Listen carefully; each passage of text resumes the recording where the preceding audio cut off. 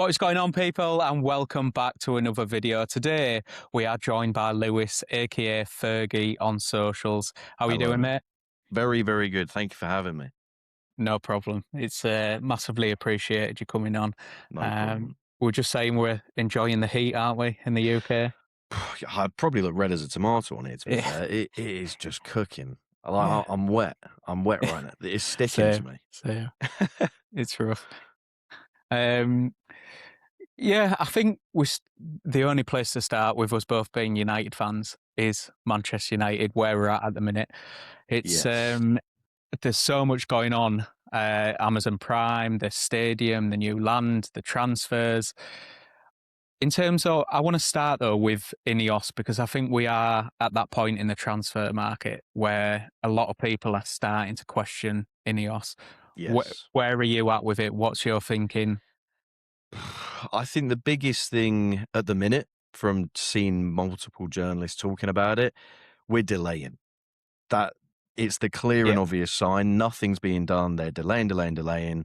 I think they're probably gutted that Edison got the call up. I think they wanted to get one done, quiet the fans, settle them down a bit. Here's a signing. It's not probably the hopefully lowest spend signing, lowest name, I guess you could say, of the ones we're going to be signing, but it's a signing. And I think they wanted that to be the calm down, we've got one done, wait till July. The biggest thing I'm seeing is that financial year. As soon as we get to July into that new financial year, and we're only a few days away now, so yeah, hopefully then it starts ticking.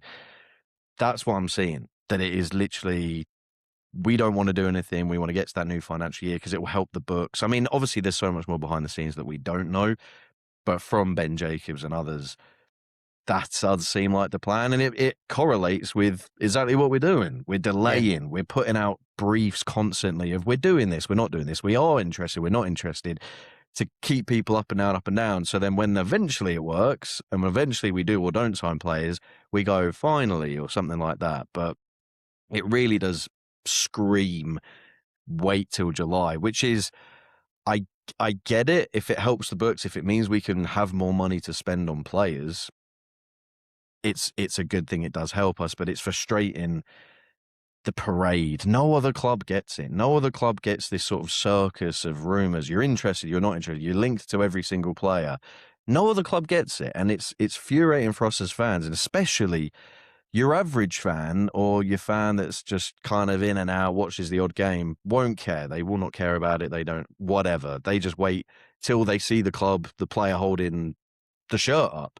But for people that are really into it, love the back end, the behind the scenes, the journalism of the club as well, that's the infuriating side of this club. And it's a side that I think as well rival fans don't see as well, because why would they, kind of, unless you're really into it, and all football and clubs, you wouldn't see the circus that it is as well, which goes into why I think that All or Nothing documentary will be quite eye-opening for a lot of people as well. yeah. Yeah, we'll get onto that in a minute. But I think you're right on the Edison deal. They'll have probably wanted that over the line. Straight. Yeah. They did the same with Cunha last year, where he signed like the day the transfer window opened, Get and it one kind of quick, yeah. it just settles everyone down. And I think that was the intention with Edison. And yeah, him going to the World Cup, it delayed that. It's made the fans panic because some of the targets, obviously Mateus Fernandez as well, he's not at the World Cup. So there was probably an expectation that we Get might them all have two done. players wrapped up. And Lewis Hall, he's been Mm-hmm. mentioned. Yep. And now we're sat here going No into one. July and we're thinking, what is happening now? But did you watch the interview with Omar Barada I a few saw weeks ago? clips. I meant to. I actually didn't get time to watch the whole thing, but I saw quite a few clips. You're just scrolling like a 1 minute video, 1 minute Yeah, 30 comes up of kind of key points. I saw you talk about it as well. I loved it from the sense yeah, of bloody hell, it's nice to have just someone taking accountability, sitting in front of a camera and just talking. yeah, Now, obviously, a lot of the questions would have been pre-rehearsed. It would have been sent to the club, sent to him beforehand to know what to say. So you're always going to get that. You're never going to get a fully authentic, this is it. But it was still better than what we've had under the Glazers, of just radio silence, just like we're dirt on the bottom of their shoe. So Ineos, they've got some good things, they've got some negatives, but it's the circus around just keeping us led on like a string, like we're a dog, that is the annoying part. That's for me anyway. I love the links. I love, the hype of, oh, we linked so many players. It's exciting, but do something with it. Or at least don't do the links. So many clubs, especially this transfer window, have got deals done really quickly. I mean, Spurs, for goodness sakes. Yeah, from being linked with a player, apart from Tonali and Mateus Fernandes, but a few of the other players they've signed so far, it has been Van Heck. What was that? 3 days, I think, from they're interested, they've put a bid in, boom, all of a sudden, here we go. And you're like, wow, where big did that deal come as from? well, wasn't it? 52 million. Just like that. United can never do that. I can't remember the last time I got a notification was like, holy shit. We've signed someone, just like no links, no 5-month waiting for it to happen. It just doesn't happen. It's unheard of. It's a circus and it is infuriating. But it's what the club is. It's the stature. It's the clicks. Romano will be making absolute fortunes, generational wealth of the amount of times he tweets about United. I mean, goodness me. But I think we will get. I don't know what your stance on it. I think we will get Mateus Fernandes. Yeah, I do. I did a video saying don't panic about Fernandes, and then the news came out about Spurs kind of pressing on, and I was like, oh, no, that's going to backfire. Terrible time, age like milk.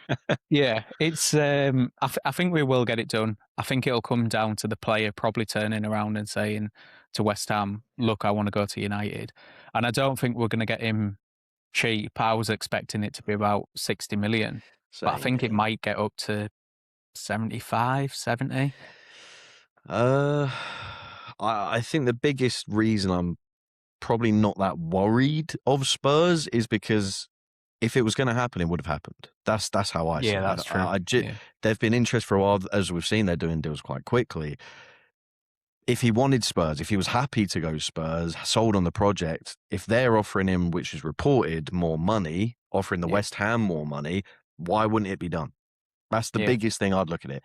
Well, if all these things are true, why would it not be done? Because everybody that is reporting that side of it, well, it's ticking every box. There's not a box that isn't ticked why it shouldn't be done. Yeah. So in my head, the only thing that is the reason why is because Manchester United have said to him or to the club, wait till July. Don't make a decision yet to Mateus or his camp or agent or whatever. Wait till July. We'll have the new books. That's when we're going to splash big. They've probably had the conversations with him of the project, who they're looking to sign beside him, sign around him, the Champions League, sold in the shirt, sold in the project. And they've said, wait, don't make a decision. Wait till we put an offer on the table for you. This is what we're thinking. And I think they'll go from there. And that's why it's waiting, because he won't want to make a move with West Ham yet and say, I demand to go to United until United are on the table. Because he's not going to do it 2 weeks ago when it first came out. If we were saying we're not going to bid for you in 3 weeks, because he'd look like a mug for 2 weeks of, oh, I've asked to leave. Yeah. And no, I'm not being sold. So, yeah, I think it will eventually fall into place. It's just this July thing that's hanging over United's head and it seems, again, we can only do one signing. That's another thing about Ineos. That's always been the case at United, hasn't it? For how long? Oh, my God. We can only focus on one deal. Infuriating again. How many people work in that club? How much money are they on? And you're telling me you can't just make a few extra calls a day, a few extra visits to do other deals? I mean, it's absolutely crazy. They're robbing a living, some of them. Yeah. But it makes you wonder, doesn't it? I mean, I've always wondered how a transfer kind of happens. Like, how do they actually communicate? Because if it goes on for 2 weeks, I would naturally think just get everyone in a room and don't leave that room. And don't leave until it's done. But for me, it's like they send a message and then they don't get a reply for a week, and it's just going on and on. It's like being put on red by like someone you're talking literally, to. You're like, I'll go fuck myself, I guess. Like, is that what's happening? Does exactly. Jason Wilcox or Barada send a message to whoever at West Ham? They see, I'll reply to that in a week. Like, they're not my issue right now. Like, as you said, how does it work? Because Yeah. you'd think it is that. Do they fax it, carrier pigeon? Like, what takes so Yeah. long? We're in 2026. As you said, get people in a Teams meeting, fly people out, get them in Yeah. a room, and just talk. And how can you not find a middle ground? I find, unless, yes, I get it. Sometimes people will be really stubborn. It does seem like West Ham are being stubborn on this price. As you said, originally, as soon as I heard they were getting relegated, I thought 55 million, Yeah. 60 million, we've got Yeah. him. They're in uh, their money troubles, happy days. They've just been relegated. I think the record for a what's it called, relegated signing was Lavia from Southampton to Chelsea. What was that? Was it? Right. 45, I think it was, something like that. Yeah. 50. Obviously, they're going to want the record signing, so you do a little bit more. Done deal. All of a sudden, as you said, it seems like we are going to have to pay 75. Yeah. It wouldn't shock me if it with add-ons went to 80, because Spurs are there sniffing, and West Ham can easily just turn around and say he does want to go to you, not a problem with that, but we've got Spurs here ready to give us 85 million. Exactly. Yeah. Yeah, and it really reminds me of the Mbuemo situation. We were talking to him from pretty much the start of the window, and it dragged and dragged and Yeah. dragged and dragged and dragged right to the end. I mean, goodness me, that took forever. That was so drawn out. And all the briefing from the club was, the reason it's taking so long, lads, is because we're reducing the price. We're going to get a better Yeah. price. The longer we talk, better price. And all that came out in the end is we paid exactly what they asked for. Yeah. So you've made him miss time in preseason. You've made him wait to get settled, do the deal, just to spend the bloody money anyway. Yeah. And you It's just crazy, think isn't it? it's so obvious we've done it before. You look at the Anthony deal. That was Yeah. the same thing.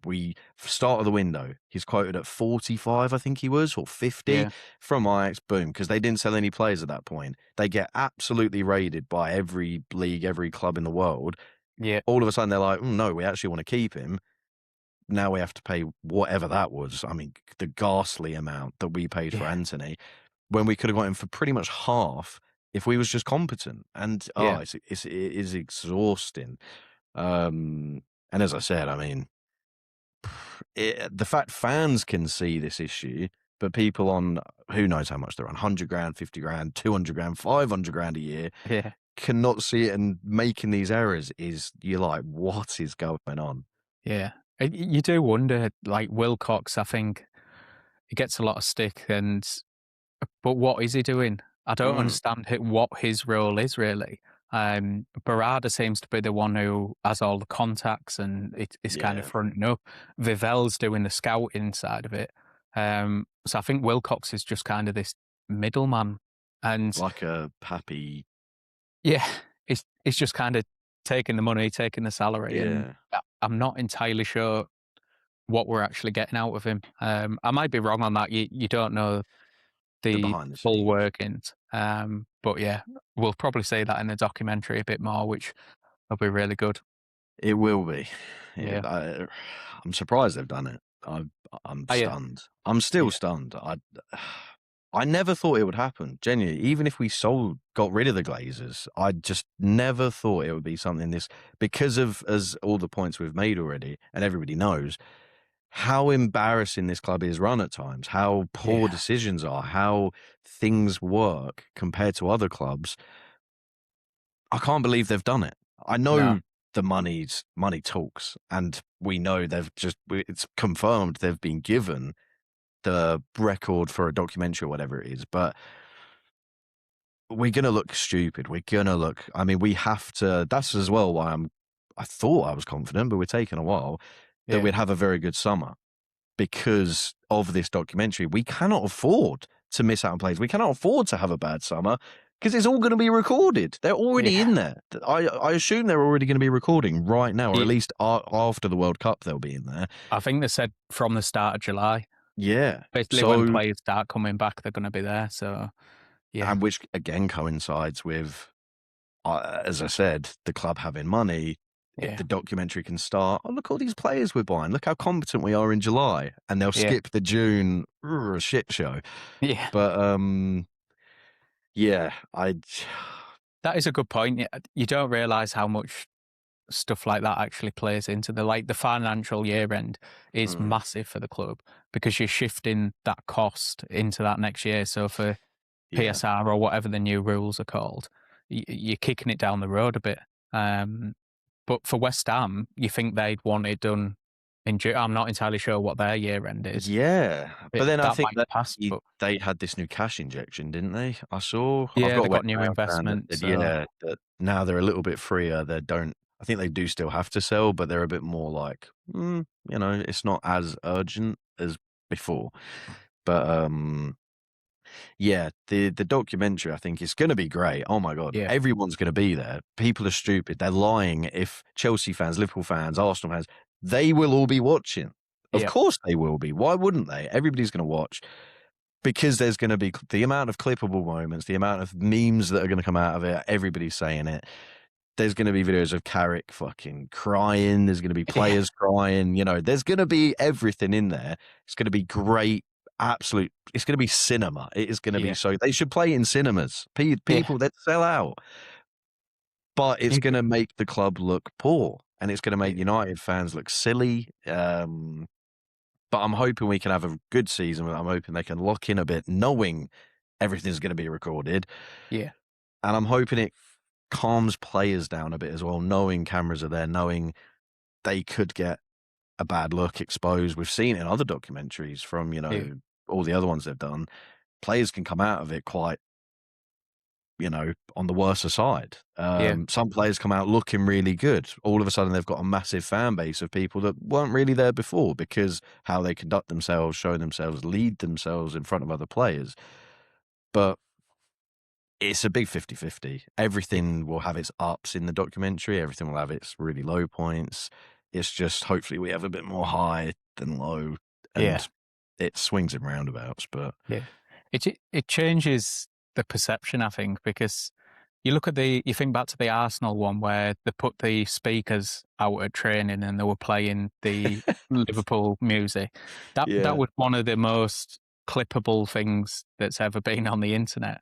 yeah, And I think that actually played into the perception of Arteta because every time he kind of lost a big game or you were going into a big game, you were always coming back to that moment. And yeah, on the face of it, a lot of stuff goes on behind the scenes, which you probably don't even think about day to mm. day. But then when it's on camera and it kind of gets clipped up and B-rolled and all that type of stuff, you sat there thinking, this is ridiculous. In terms of the players, who do you think it'll impact the most, like in the best way? Do you think any of them? I do. I think it depends who comes back. Yeah. To answer your question in the best way, I think Cunha. Yeah, I I was going to see say I see a Cunha. Yeah. leader in Cunha. I see a future captain possibly in Cunha. The way everything you see of him, he gets along with all the players. He can speak fucking hell, the guy can speak every bloody language. Yeah. Yeah. Um, so he can communicate with every player, which is a big thing for a captain to be able to do. Um, he loves the club. You can tell he loves the club. Yeah. I think he's a good age to be a captain. Whenever Bruno goes, that would be. I think he's got the quality to lead by example. It just depends on his role. That's the Yeah. biggest question I think with him. He's not really left winger, but when Bruno goes, would he be put in that 10? But then at that point, do we look at another 10? Who knows? Yeah. So that's the only question mark with him. But I think he'll come out very well. There's other players that I think will come out well. There'll be players that aren't really affected by it. It'll just be he seems like a nice guy. He seems chill. He's just doing his job. There'll be players that, as I said, there'll be players we're not even talking about. We know of them, but we don't know. They'll come Yeah. out of it massively. They'll have a massive new fan base. They'll get a huge following. There'll be a fan. Everyone will be a fan of them at the club. Who at the minute they're a bit of an unsung hero. They're a bit of a behind the scenes. For example, who's someone that doesn't really get spoken about a lot? Lenny Yoro, for example. Yeah. Yeah. You don't hear a lot about him now. Some people like him, some people saying he's not good enough, blah, blah, blah. He might be able to come out of this documentary with a whole new fan base. Everybody loves Yeah. him. But it'll be very interesting what happens with Rashford, I think. Yeah. By God, That's if the he big comes one, isn't back, it? this documentary's going to be mad. Yeah. That is the biggest. We can't keep him. We cannot keep him. That will make this documentary sell even more than Yeah. it will, because there is a storyline there that is clear as day, and it's waiting something bad to happen if we bring him Yeah. back. It's the inevitable. It's your missus is cheating on you. You've taken her back. She's gonna Yeah. do it again. Yeah. What? Yeah. Yeah. Ah, grr. I If can we bring see him back, I can see the start of the documentary being all of the like Barada and Wilcox and stuff sat in a meeting saying, what are we going to do with Rashford? yeah, Because he's going to come back to pre-season. I yeah, think he will get a move eventually.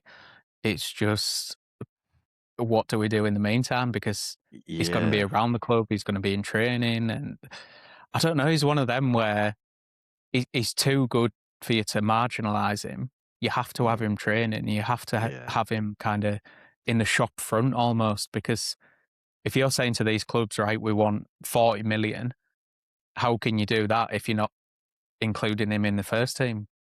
It's really, really awkward. yeah. And I don't think he's done anything, bad in the sense of like Sancho, who got oofed No, I to don't the, think. kids team and like Yeah. sent away. He's not done anything bad in that sense to like ban him, send him away, And he's got, I mean, by God, when I make videos on him, he's still got such a big fan base that adore Oh, him yeah. or Yeah. die for him. You talk one bad word about him in a video, you're getting death threats in Yeah. in comments, in DMs, and you're like, oh, Jesus, calm down. Yeah. But he's got such a cult following. He's got such a big following, and he seems like a lovely chap. You'll never be able to go after the character Marcus Rashford. I think he does seem No. like a nice guy. What you can see, everything you hear from him behind the scenes, he does a few silly things. He's a kid with a lot of, well, not so much a kid anymore, but he was a kid with a No. lot of money. We've seen what that's done to previous players. Greenwood, Yeah. it can crush people. It can make people. There's goods and bads. But yeah, you're right. You can't. You have to put him in the shop window. You have to play him. If you don't sell him, that's the big issue, I think. If you Yeah. keep him, he's on 350 grand a week now that we're back in the Champions League. Yeah. What on you? You can't start him. You cannot start him after everything he's No. done, everything that's happened. You can't make him a starter over players that deserve, who have fought and done that to be there and want to be there. But then you can't have a 350 grand player on the bench. You No. can't. So No. something has to budge. Could come down if nothing's happening. Final day of the window. You screw Barcelona and say, there you go. There's your Yeah. cheap loan, you bastard. Yeah. You don't want to do it, but we can't have him. Yeah. Um, It's a yeah, really difficult one because I look at him as a footballer and I think he's probably very good to dovetail in and out with Cunha on that left-hand side. mm, I feel like we're talking about Dorgu playing there a lot, which for me, I like Dorgu as a player. I think he's got an upside to him in terms of he's just a beast. He gets yeah, around the pitch, he gets involved in duels, he can score goals. But for me, Rashford is exactly what you want from a winger in terms of can run in behind, can score goals. yeah, But it's just that wage. Like you say, you can't possibly have him sat on the bench no. on 300. Is it 350 grand a week now then? 350, I think, yeah. Yeah. Because Just, he's got the boost from being in the Champions League. yeah. And Cunha and Mbuma were on 200 maybe, if that. Yeah, so it's something similar like that. Yeah.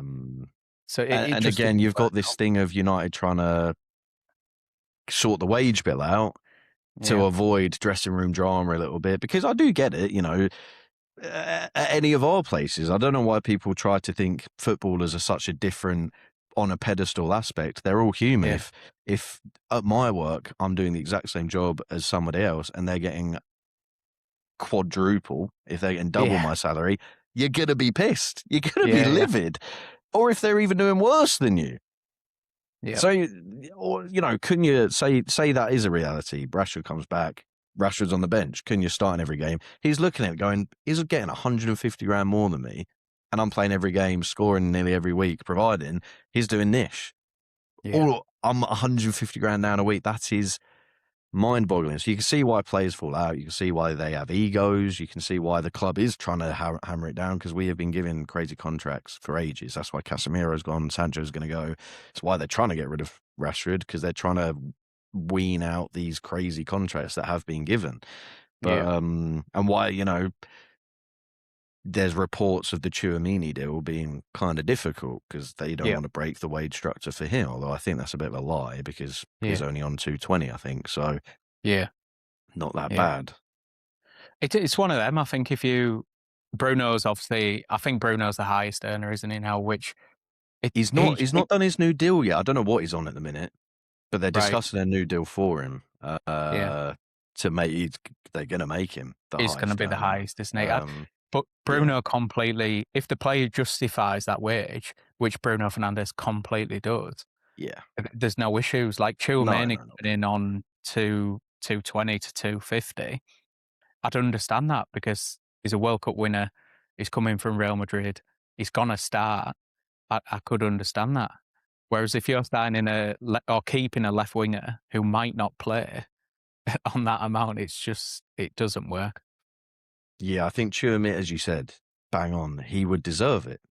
Yeah, I don't think you have to go crazy. You don't have to go, oh, you're on 220 at the minute, Real Madrid. We'll give you 300. We'll give you 350. Why? That's stupid. Maybe, every player wants a little bit more, especially if they're doing well.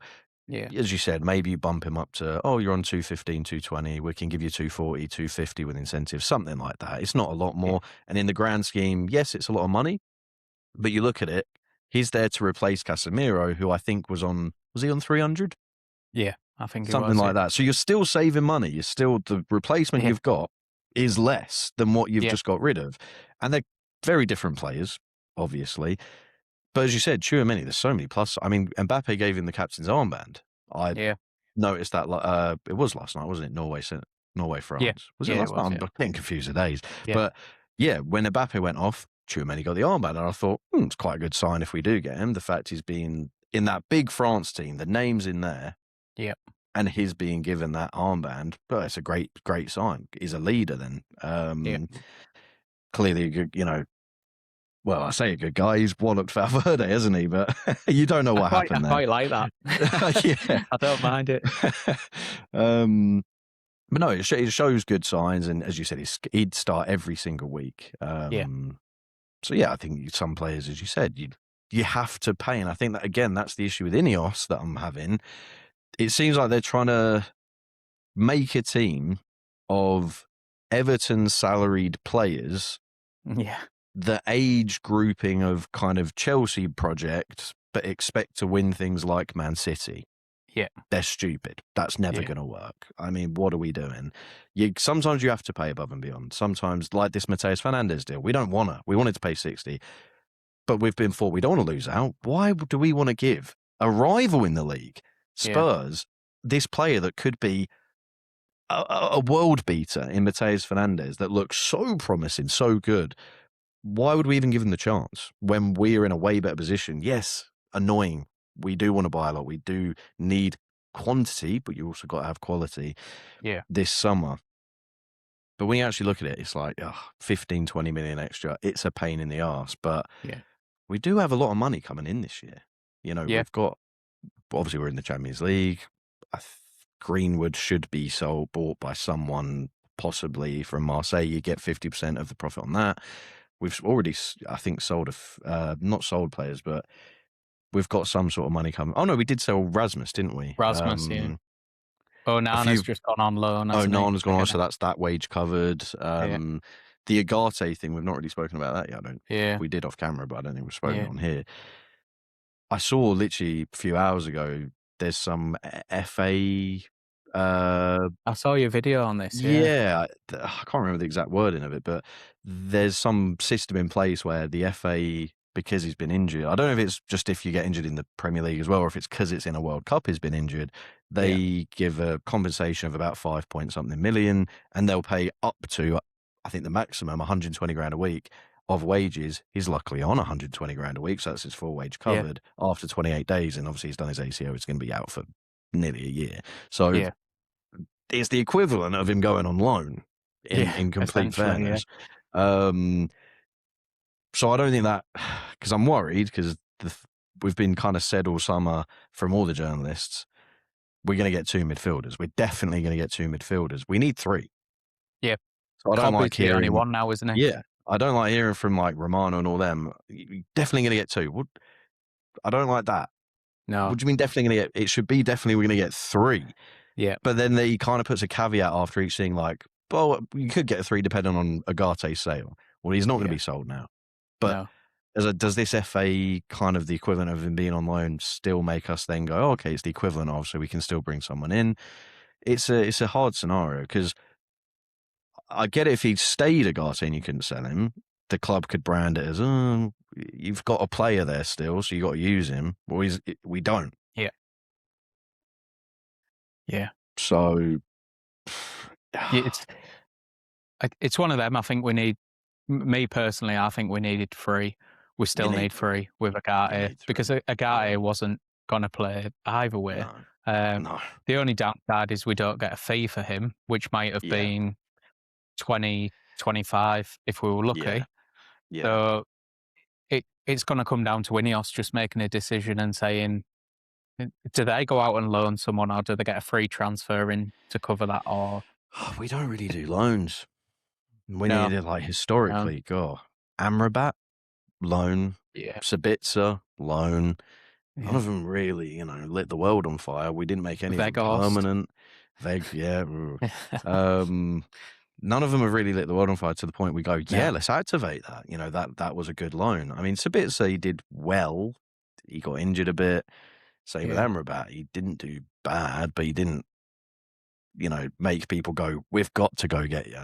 You just looked, you did all right, good games, bad games. But as a lone player, if anything, you need to be overperforming as a lone player. You need to go, this is my chance. But it's easier said than done. But, definitely. In terms of, obviously, if we said for the rest of the transfer window now, what would be your dream transfer window from now? If we presume that Edison's a done deal, isn't it? We're just waiting on that. So if you exclude that first signing, who are you thinking? Obviously, I'll try and make it as realistic as possible with like the sales we will do, have done, the budgets we're roughly reported. I'd probably lock in Mateus Fernandes. I really like him. Portuguese, idolizes Bruno Fernandes.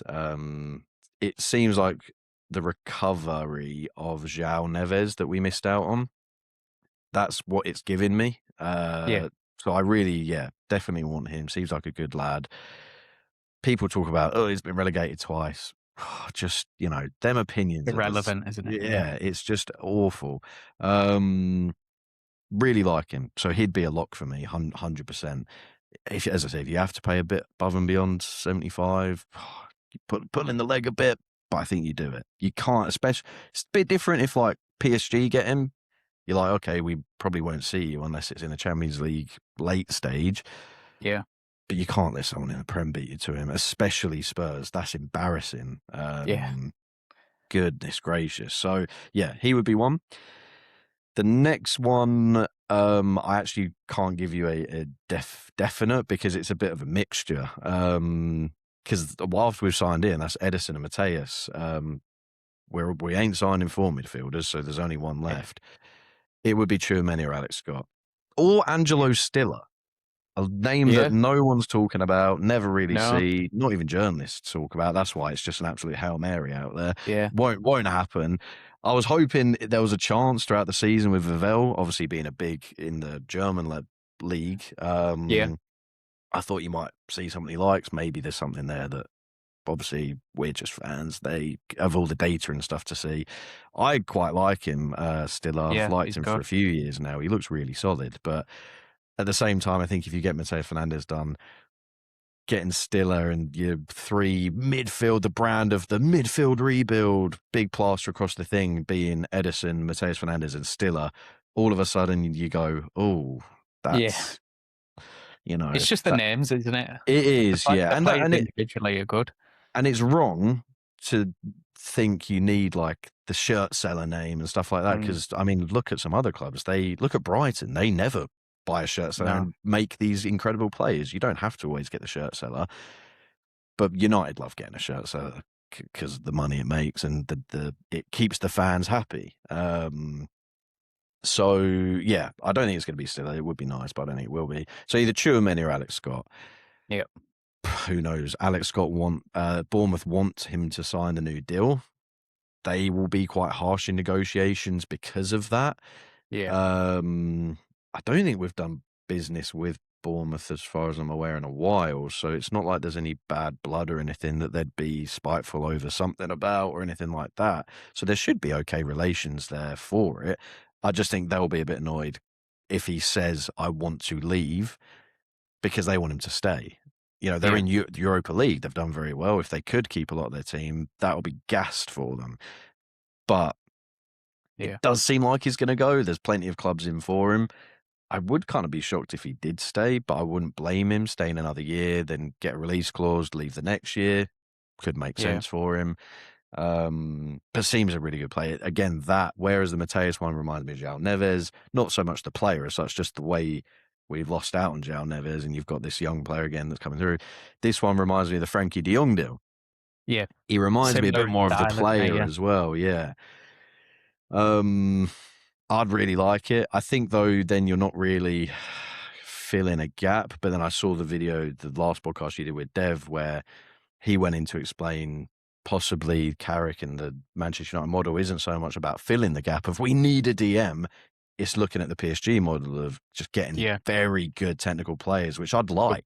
I would really like that, because all of a sudden when you do this, we need a DM, you go get a DM. If that DM fails, you're screwed. The season's nearly arguably a write-off because you've failed at that signing, where at least if you just go get a few technical players that can kind of play in a few positions, if one kind of doesn't do well, you go, well, good thing we signed a few players that can also, whiz them around. And he looks good. I mean, he's done it in the Prem proven it fits the last year's model of signing Cunha and Buemo, these players that did it. So you already know what you're going to get. So it's safe. Same with Mateus Fernandes. We saw what he's done in the Prem. It's safe. You know what you're getting. There's not really an adjustment period. He can go straight in. You know exactly what you're going to get. Young as well, can improve. Great. Ticking lots of boxes there. Very happy with that. And it's something that Alex Scott, we don't really have a player like. I mean, I've seen some people compare him to Cobby, but they're quite different the way they play. No, they both carry first, don't they? But I think Cobby's a bit more aggressive with it, where he's a bit more stilky. He glides. The De Jong. So I would really like that, and the way he gets the ball off the back line, and then, as you said, he carries, silts through, and all of a sudden, when you watch Bournemouth games, he gets off that back line, and the next minute you're like, fuck, he's on the edge of the box. And you're like, wow. So that would be great. I think he may, I could be wrong in this, I think he may come under the homegrown player possibly as well. Could be wrong. I think he should, but that always helps, meeting the quota for that. Sometimes, though, that makes the deal more expensive. But I've seen that it's quoted around 60 million, which I think is actually very good business. In a market where Enzo Fernandez is 120 and fucking some of these other prices, the Mateus Fernandez deal, all of a sudden 60 million for Alex Scott, you go, okay, that's we compare reasonable. It to Elliot Anderson at 116. It's crazy. Elliot Anderson is not double the player Alex Scott is. I don't think anyway. No, he's not. He's better, of course. Let's not be silly, but double the player, that's strong to say someone's double the player, especially at that level, and he's not double the player. So, that's quite good. And as I said, either Alex Scott or Tchouaméni. We've spoken about Tchouaméni. Seems like a leader. Won Champions Leagues, won a lot with Real Madrid, been around some of the best players in the world there, can handle pressure with being at Real Madrid and all that stuff. Fits, again, that bit more DM role that I was talking about. Instead of just being that technical player, you wouldn't play Tchouaméni at 10. No. You could, worst comes worst, play. It would be interesting, but you are kind of confining him to set position. And and then you're then conforming yourself to a play style with that. But he is a great player, and Yeah. it would be very nice to have him there. Goodness me, Is the perfect fit, is the perfect Casemiro replacement he is, and I in could. terms of aerial ability and just dominant.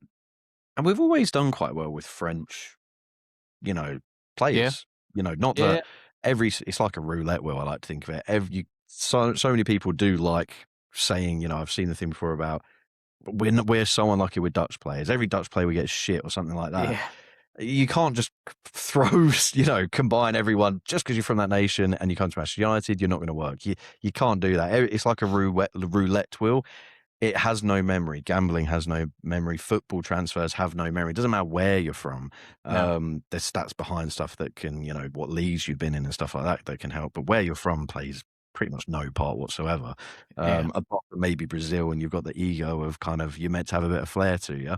But yeah, so Chouameni or Scott would be the third midfield signing, 100%. If we get one of them two, happy with that.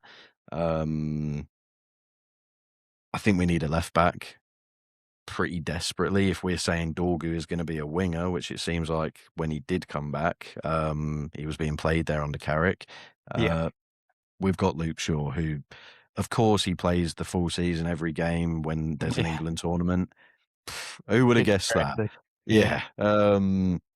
So I think, and he's just not good enough. He's good enough to be in the team for now, like around the team. He's been at the club a hell of a long time, the longest I think at the club, I'm pretty Yeah. sure, out of everyone there right now.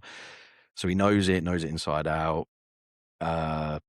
I don't think he's a leader as such. He's not part of, he wasn't part of Amorim's leadership team. I don't think he's part of Carrick's leadership team. He's never really been spouted as a leader in the end. He just seems like a good chap in the dressing room. But you can't rely on Luke Shaw at left back for another full season, especially No. with the amount of games we're going to play. Harry Amas, are we going to loan him again? Are we going to sell him? Are we going to keep him? Are we saying he's good enough? Diogo Leon, I don't even think he got proper, I think he got thrown on maybe in a cup game or something for like 10 minutes, possibly, if I remember Yeah. right. I feel like the reports from the academy aren't great on him as well. No, which In is a terms of shame. he's got quite a lot to go. Yeah, but I can't remember it. How old is he? Is he in his 20s yet? Or is he still I think 10? he'll have just turned 20, I think. Yeah, so he's young, but he's a bit of a ticking. They like to say if you don't have it by a certain age, you're not really, It's the same as Amas, isn't it? He's getting to the point where he needs to be in the team or It is. I mean, just go. let me just do a quick, so I want to see, actually. That's a great point from there. Amas, how old is he? He's only 19, 16th of March. I see. But you are right. Amas is getting on that line of, if you can't see him coming into that first team in the next year or two, just cash in. Like, he's done very well on his loans. You could get something for him. But Yeah. I do quite like Amas. As a backup, my perfect thing would be buy a left back this summer. Luke Shaw, I think, has 1 or 2 years left on his deal, I believe. Yeah, I think he's got one. And then you have Amas there as that kind of rotation with whatever left back you sign, hopefully this summer, and that's your two. I think that could be quite well. I think Amas is good enough for it. It really reminds me of a mini Luke Shaw before he had all these injuries. Yeah, he does, yeah. But we don't know what's going on. I don't watch academy games. I don't see what's going on in training, what he's doing, what he isn't doing. I just see when he does get a few minutes on the field, I think he looks quite good, quite positive. Don't think he does anything outstanding that you stand up on your feet a lot and go, oh, that's great. But I don't think he ever looks, fuck me, he looks out of his depth. I don't think he's ever looked like that. So that's what I mean. He could be quite a good backup. But that's for the club to make up. But yeah, we need a left back. My choice, Lewis Hall, 100%. By God, how he didn't get chosen for the England camp is beyond me. It's crazy, isn't it? And especially with Reece James now injured, you look and go, oh, fuck. I know he plays left back, Reece James is right back, but you still look and go, God, Dan Burn over. I think that's the reports that came out that said he'd fallen out with Eddie Howe were saying that was the reason why, because towards the end of the season, Dan Burn was playing at left back. He was, sat yeah. there on the bench, which Yeah, it's a good point. you're But yeah, understandably going to be annoyed at. yeah. So yeah, I definitely would like Lewis Hall. He definitely, I know, does meet the homegrown quota. So Yeah, again, ticks a box, happy days. Uh, played, he's played in the Premier League since his career. I think he was at Chelsea, wasn't he? I don't think he yeah, got it many was. Yeah, games there, but he still looked good when he played there. They're still in the stage where they're just selling every young kid they've got from the academy just to get tons of money in and do jack shit with it. But yeah, that's kind of, he looked good there. Then he went, it was to Newcastle, and then he's looked very good there. I mean, yeah. the Champions League games they played, and he played, it was Barcelona, wasn't he? He was He did well against arguably their best Villarreal. player on the field. Yeah, So, I'd really like him. Again, English left back. He doesn't remind me of Luke Shaw the way he plays, but just being an English left back, young lad, it feels like just Manchester United is always a young left back who's yeah, English for yeah, some reason. yeah, So yeah, I'd really like him. Price wise, I've seen 70 million. Ugh, that's yeah. expensive. It It's feels I feel like you could get it done for 60, yeah, early 60s with I, add-ons. I probably would agree. You could lower that. But then it seems like Newcastle are being very stubborn. They're being very Yeah, weird this transfer window. I kind of get why they don't want to lose all their players, but you do need to sell some lads. yeah, So you got to move with someone. You can't be stubborn with Bruno Gomes, Tonali, Lewis Hall, and all these. Who are you selling? So they are going to have to sell someone. Um, and hopefully we don't do the Anthony thing where we let everybody else go buy their players and then we can't get anyone because everyone else has done their business. So yeah, I would like him.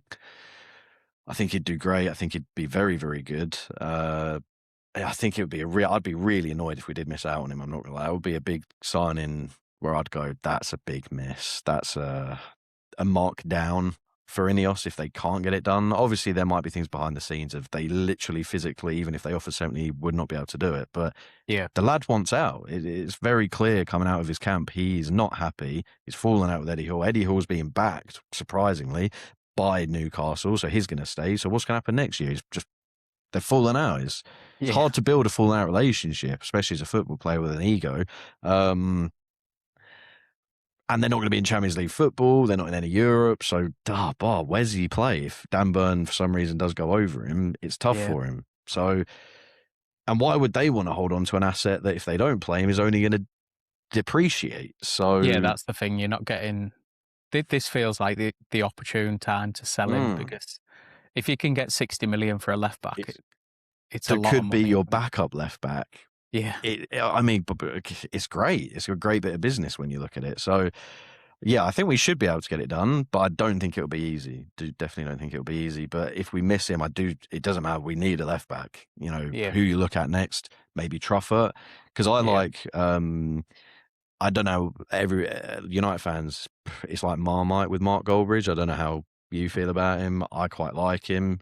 Some takes, some things, but overall, I like him and what he does.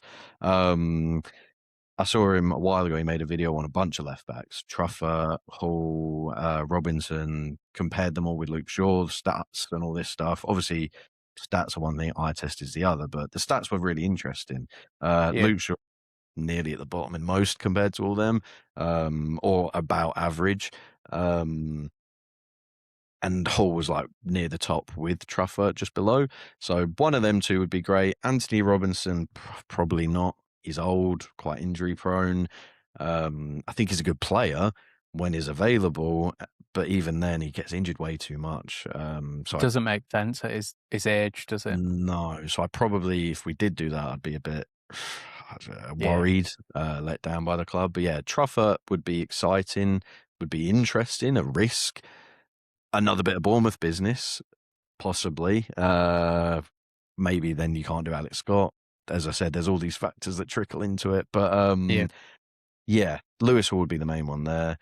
Other than that, I don't really have a preference where you go. I'm quite loose on everywhere else you go. I think it is just the midfielders and a left back is the big, and who there is the big. That's kind of the search for me. The club want an attacker. yeah, We know that it seems like it's very reported it's going to be a left winger that they want.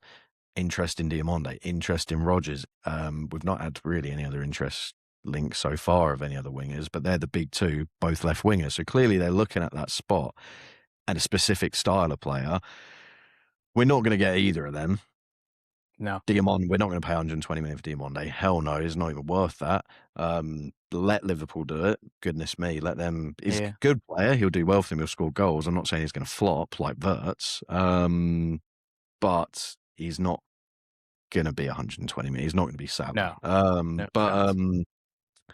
Rogers, again, I wouldn't do that, even if it was fairly cheap. Even if they were like, oh, you can have him for 60, probably not. He reminds me not so much play style as such, but of Cunha. Of if he came in, well, he's not really a left winger like Cunha. He's a bit in between again, isn't he? Yeah, so you're a bit like, we've got this problem with Cunha, and you're just making more of a problem by signing someone else in the same scenario. So that would be silly. So I don't know where they go. I don't know who would get in this attacking position. I don't think we're going to have as much money we think we might do for it either. So I'd love the club to go get a player we'd all be quite shocked at. Not in the sense of they're bad, we're angry, shocked. More, okay, it's a player, a bit like a Lamens. Yeah. A signing, if they can do one of them every year, a player that, isn't like a complete unknown. Oh my God, you've got him from the depths of South America. But a player that you would not, none of the tacticos, none of the in the knows have spoken about. No one's really speaking about, but you go in, you link to him, he's cheap and comes in and does what Lamens does. By God, that's one way to win the fans. That's one way to make people very happy with what you're doing. People are over the moon with that bit of Lamens business. Cheap. What a top maybe 4 goalkeeper in the Prem last year. Great.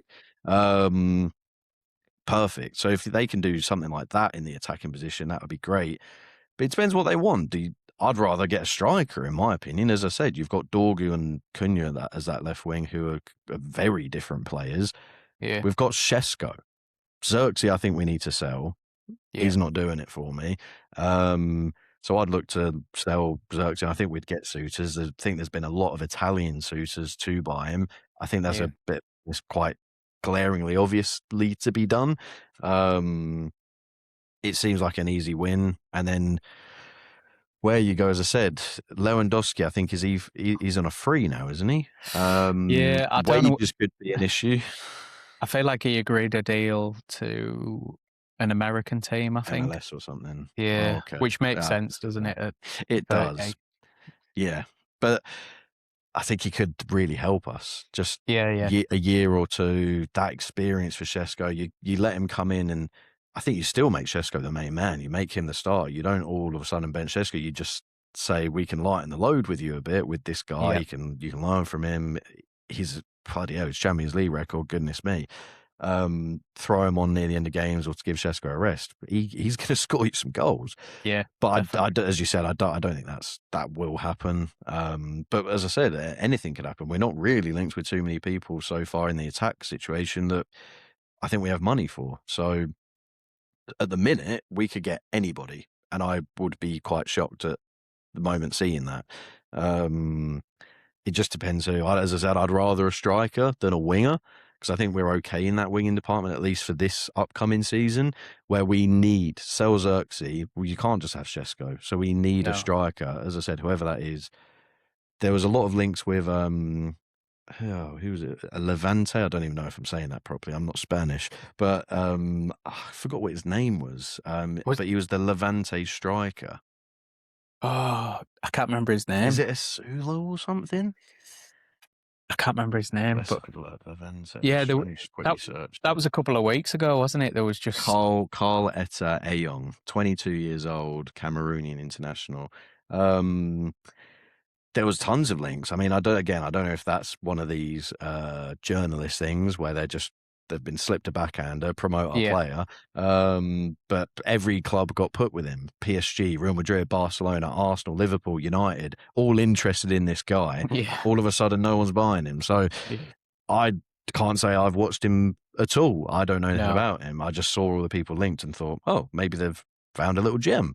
But I think striker is definitely probably a position I'd go at. But again, I don't think we should be looking to go spend big on it, because I love Sesko, adore him. I think he's incredible and he's Yeah. only going to get better. So I don't think you need to go spend big because he's your guy. Yeah. Sesko's your man. You just need to go He's the get man, isn't someone. he? Yeah, you just need to go get someone that can be the, if he gets injured, suspended, needs rest, need to throw someone on because he's tired at the end of a game, the guy you buy is who you throw on. As I said, I don't know who I that is. wonder if it's. I wonder if they look at Cunha and his performances at the World Cup and think he can actually do the job through the middle. I don't think it fully works, but if you've got kind of a dynamic winger on the other side, it might work in certain games. I wonder whether that's an angle to look at. But And Carrick did love that at the end of the year. So you bang yeah, on. I think you that think probably is the way they're going, which yeah, I don't like personally. But as I no, said, I've got no say in the club. But me personally, I like a striker being a striker. I like a winger being yeah, a winger. I like people being in their positions. Cunha ain't a striker. He can do a bloody good job there. We've seen that. I think, is he Brazil's top scorer? He's doing a hell of a job. yeah, We've seen Rossi can score great goals, but he's not a striker. And Buemo, that's even worse when he plays there because he's actually not very yeah, good there. no, And you spent all that money on him, not cheap, and play him in out of position. It gives me Amarin Bruno vibes with Carrick yeah, there. Why are you playing him out of position so much? He's not a striker. How can you not see that? But that's what I'd do. I don't see what maybe they see in Xerxes. But yeah, I'd look at striker, as I said, no clue who. You got to be careful. How's Chido Obi Martin? He's gone quiet. There was so much hype around him when we signed him. We've stolen him from Arsenal. He scored that 9 goals that everybody talks about, or whatever it was. He scored tons of goals in a 9-0 win. And we thought we were getting the next, or Arsenal fans hailed him before he joined us as this next thing. And then we got him and laughed at Arsenal saying, we've stole your golden boy. yeah. All of a sudden, I think his again. Let me check. I think there was a loan deal mentioned, wasn't there? He is. That came out this morning, I think. Yeah, I didn't see that. Yeah. He's only 18, so he does still have time. And is big for his age. Could Physical, be a isn't reason. he? Yeah. Could be a reason why he's doing so well in the under 8, whatever it is, 21s and stuff, because you're mountains and leaps above. But Yeah. he's not really been given a chance. I think he played in the first season, didn't he? He got given a few minutes, but yeah, it was way too early. It was, and he was very raw and just Yeah. he looked like a deer in headlights. He looked, fuck, Yeah. this is big. But I think there's a player there. The clips I've seen, he looks good. But as I said, I don't really watch the academy much. You watch, if you see a good thing, a goal from one of them, you watch the highlight. But it's a highlight. 10-second goal in a big game is a lot more. So who knows what's going on with that? But I would look for a striker. Any other position, I don't know how much money we'd have left after all them I've said. Left back, 2 midfielders, and obviously they want an attacker, so whichever one they choose. I don't know where they go. Maybe you look at centre back because of the injuries with De Ligt and Martinez peaking up. Maybe I don't think they will, but I'd bloody sell Delo and go for a right back. Delo's got someone hostage at that club. I don't know who it is. I don't know if it's a Glazer. He's got someone because they love him. They adore him. Every manager. He's the second longest player at that club apart from Luke Shaw. How baffles me. It's really difficult, isn't it? Because he does have some games where you watch him and you think, actually, that he is quite good at. He's athletic. He can get up and down. But then he also has other games where you think he's not doing. He's not real. I think the big thing with him, I like that he gets in positions a lot to score. Yeah, that's great. He's always seems like he's through on goal 1-on-1, but he never scores them. But he's a left back. I don't think you can hold that to him too much.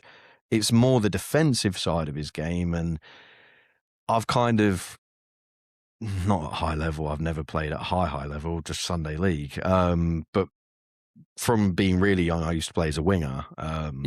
Just because I had speed, not much control with the ball, in all fairness, but I had speed. And then since I've played men's football, I noticed everybody wants to be an attacker. So if you said to your gaffer you wanted to be an attacker, you got half a game nearly all the time. Yeah. Where if you said you wanted to be a defender, you got 90 minutes every single week. So I was like, Yeah. put me wherever you want. I'll go fullback, I'll go centre back. And I'm not even tall. I'm like 5'10". Right. And I was the centre back for the team. I only played like 3 years of men's football. But it kind of, from being a winger throughout my youth, it gave me a new kind of appreciation and a new look on defenders and defending Yeah. as a whole. And it's why I loved, and this is not many people will say that, I loved Wan-Bissaka. I fucking Yeah. loved that guy. He was incredible. And from playing just as a centre-back and defender, I don't think without doing that, I would have appreciated his game so much, because some of the stuff he did was baffling. And I see Yeah. why Zaha and some of other players talk about him the way they do. Some of the Yeah. things he does, if you're not a defender and don't really know, is incredible. And I hold against the club that we sold him over Delo, because I know he's not done really leaps and bounds at West Ham or anything, but I really think Wan-Bissaka is a better player than Delo. Yeah. But I can use my brain and understand he's better for a defensive side than a team that Yeah. wants to attack. But I don't really like the thing that everyone used to stick with, that he was awful and shit at attack, because we've seen at West Ham some of the lovely things he did. We saw at United sometimes. I'll never forget the time with Man City. I think it was him and Sancho played absolute rings around Rodri and that City Yeah. right side. He had it in him, just people didn't really. It was very unorthodox. But It's because he looks a bit clumsy, doesn't he, on the clunky, ball? and But he looked a bit silly, but it I think worked. he actually had better numbers than Delo, because Delo don't really put up No, assists or goals. And Luke neither Shaw did he. doesn't. So No, we're not really getting any output from any of our no, fullbacks. and that's kind of how I saw it. You're not getting the attacking side either from Delo, so at least you've got a world-class defender in that he was, where Delo, I watch and he stands off. He never engages. Even against, I get it, against certain opposition, it's risky to engage. They're quick, their speed, they can do you. He does it against players that you're like, what? Even I. And I know everyone says the level, even like, if you play a League One player, the level is leaps and bounds. But there's some players you go, come on, for goodness sakes, put a foot in, put a tackle in. He stands off so much, and the amount of goals we've conceded off, like the Morgan Rogers is the big one against Aston Villa. I think it was this season. He scored an absolute worldie because he had years on the ball. It was like a training drill. Delo just stood so far off and was like, go on, have a free shot. Like a training. You've just got all the time in the world. I'm not even pressuring you. Go for it. So I would look for a right back. But the club's not going to do that. Again, that's an unrealistic thing. That's my personal preference. We've got Mazraoui as well, who I'm hoping Carrick can pick over Delo more, because I think Mazraoui is a very good player. When he was playing before he got injured in the AFCON, he was great for us, arguably for the money as well. Goodness me, that was kind of the Lamond signing of that year. Yeah. I mean, you tell me, where else is there any signings on possibly positions? I probably agree with Lewis Hall, Tchouaméni, Fernandes. I think just get them done, get them out of the way. And you're probably looking at, 100, maybe 200 million on them? Yeah, about 200, yeah. So then 30 million. So you're over 200 million, aren't you, already? Yeah. I don't know really what our budget is. Could be anywhere from 250 to 300. I feel like if you sold Rashford, you could probably push over that 250. Yeah. Which would be nice. I do like Iliman Ndiaye from Everton. I just think he's dynamic, he's exciting, he'd bring quite a bit. Yeah. I did a video about him earlier because he's played 7 minutes so far at the World Cup, and then he came on last night, scored and assisted. And I said that is what he could do at United. He might not play for a couple of weeks, and then he comes in and he makes an impact. So I think someone like him, if you could get him for, again, 50 to 60, and you're just under 300 million, but you've massively improved your squad, I think, with all of them players. Massively. And I think Ndiaye, I've actually made a video coming out at 7, I scheduled talking about Ndiaye as well. Yeah. He's probably the one again, most realistic of kind of Rogers, Diamonde, and Jai that I would go for as well. What he actually brings is very different to what we've got, and that's what you Yeah, want. You want very versatile players that a few players can do different things. Because if a game's showing you a different look, if a team's low blocking, if a team's playing high, you want different players that can unlock that puzzle, unlock that key different to the tools. door. Yeah, And I think he provides that. I mean, and you've got to remember he's doing that in an Everton team that's rather defensive. They were quite yeah, a little bit less defensive last year than what they usually are, but he's still doing that in an Everton team that doesn't have much. They're good, but they don't have much quality around them in the attacking department. That then you look at and go, if he comes to United with the quality we've got, he could be an absolute beast. He could really go for it. yeah, And he does seem very good against a low block. When they're yeah, Everton, I saw play to the way he can dribble around some players and create space for himself yeah, is very impressive. That when a team's doing a low block like Ghana the other night, that is exactly what you need. It's why I was yeah, furious with that England game, why Tuchel didn't make subs a bit earlier. Because of that, because you needed a player on the field that can do that. And Gordon and Madueke are about as far from as you could possibly get. yeah, But Njai would be great for that because yeah. it seems like with United, we play a hell of a lot of teams that do like to do this low block because they know we are a counter-attacking It's our team. it's our kryptonite at the minute, isn't it? It is. And that The bit- England game, oh my God, it was like watching United. yeah, Oh, yeah, it was yeah. pain. Just It was a started. mirror. Yeah, Your strikers in the graveyard shift, Harry Kane, yeah, it had United written all over. I feel like they might as well wore red, not white. yeah, Goodness me. I mean, yeah, striker in the graveyard shift barely got a chance. Obviously did get that very, very big one, but that very rarely happens when we do watch United. They just get completely frozen out. Then everyone says the striker had a bad game. Well, they touched the ball 5 times. How can he have a good game? yeah, And every other player can't break the low block and we're crap. So it really did give me United vibes, that England game. So yeah, Carrick needs to show us that he can do that. yeah, And you know, I give it to Carrick. The end of the year, when he came in, not the end of the year, he was very good. But I think the results covered up a lot of performances. So next yeah. There was year, quite a few, wasn't there? yeah. So next year, Yeah, I'm interested to see if that can carry on, if that is sustainable. What he was doing, I don't think it is, but how he can adapt to that, to the unsustainability of what the results was happening and what he can do, especially with the players that he's going to get now. Doesn't really have as an excuse. At least I was fully open to when he was coming in, he was going to carry on kind of how Amarin was, maybe have a bit of a manager bounce.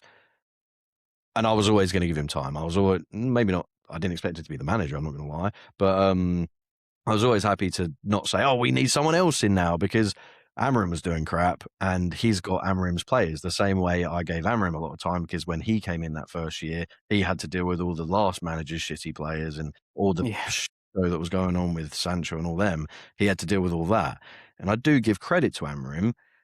He had to deal with a lot. Every manager we've nearly had has had to deal with a lot of bullshit that not many other clubs have to deal with. yeah, So I do give him that. And he has, as crap as he did, manage us and lose a hell of a lot of games and set us back in that way. I think he did really help improving the player culture at the club and weaseling out people that he knew were bad yeah. eggs. So I do give Amarim that. So yeah, I don't know your Yeah. take on Carrick and Yeah, it's one of them. You couldn't not give him the job. I think to come in and do that well from the start, the City game, the Arsenal game, were yeah, some of the best performances we've seen in years. Really, there was worries. I think the West Ham away game wasn't great. The Everton game where we scored late on and got a result, the performance wasn't quite there. But you look at the drop off to some of the players and you think, right, Xerxes when he comes on, useless. Agate when he yeah, comes on, useless. Whereas if you're bringing a Mateus Fernandez on for a Chouameni or a Cobby or an Endai for a Cunha or someone like that, just it's a leaps and massive, bounds. it's a step up, isn't it? So I'm hoping that that depth can get him through a lot. It could be completely wrong, and we could be sat here at Christmas. So I can get Yeah, him out. it was next. It's difficult, isn't it? Because it's the biggest job in the world, barring maybe a Real Madrid. Yeah, You need a certain level of character in there And I think Carrick he's shown he's got a certain level of ability with the media where he can shut them down and kind of Push them not away. answer. Yeah, but then does that become a worry when we're going through difficult times in terms of he's not communicating, he's not giving us any detail, he's not telling us what's going wrong. Mm. So I could see that becoming an issue. But we'll see. We'll see Yeah. in the new year. But I think them signings you've listed, I think if you could get all of them done for under 300 million and move on the likes of Rashford and Xerxes, I think that would be a really, really good window. But yeah, we'll have to see. It'd be You ra- exciting. you're raising that floor of the squad. Yeah, That is that's the big thing, isn't it? Yeah, that's the thing with Edison that I like. A lot of people aren't liking it. I love it because it raises the floor. yeah, All of a sudden, without being disrespectful, because he's not the worst player, but all of a sudden, if you do get a Mainu, Mateus, Chouameni, or Alex Scott, whoever, and Edison, all of a sudden your worst midfielder is Edison. By yeah, God, great problem to have. yeah, That is a brilliant problem to have. Your worst player being a good player. Oh, yeah, perfect. Look at the options we've got. People are thinking Edison's been bought to be, he's going to change the world. He's going to win a Ballon d'Or. No, people need to use their brains a bit more. He is coming in to elevate the floor. He's coming in to be an option. It's cheap. They've seen a market opportunity, I think. Even if it doesn't work out, it wasn't that expensive. And I don't think he will be bad just because of that is him. That is Edison. That is, you're not going to get a world beater, yeah, but you're not going to get a bad player. I think that's the great thing with him. I mean, I could be eating my words again. And at Christmas, we could be saying he's the biggest piece of dog shit, but football's a funny game.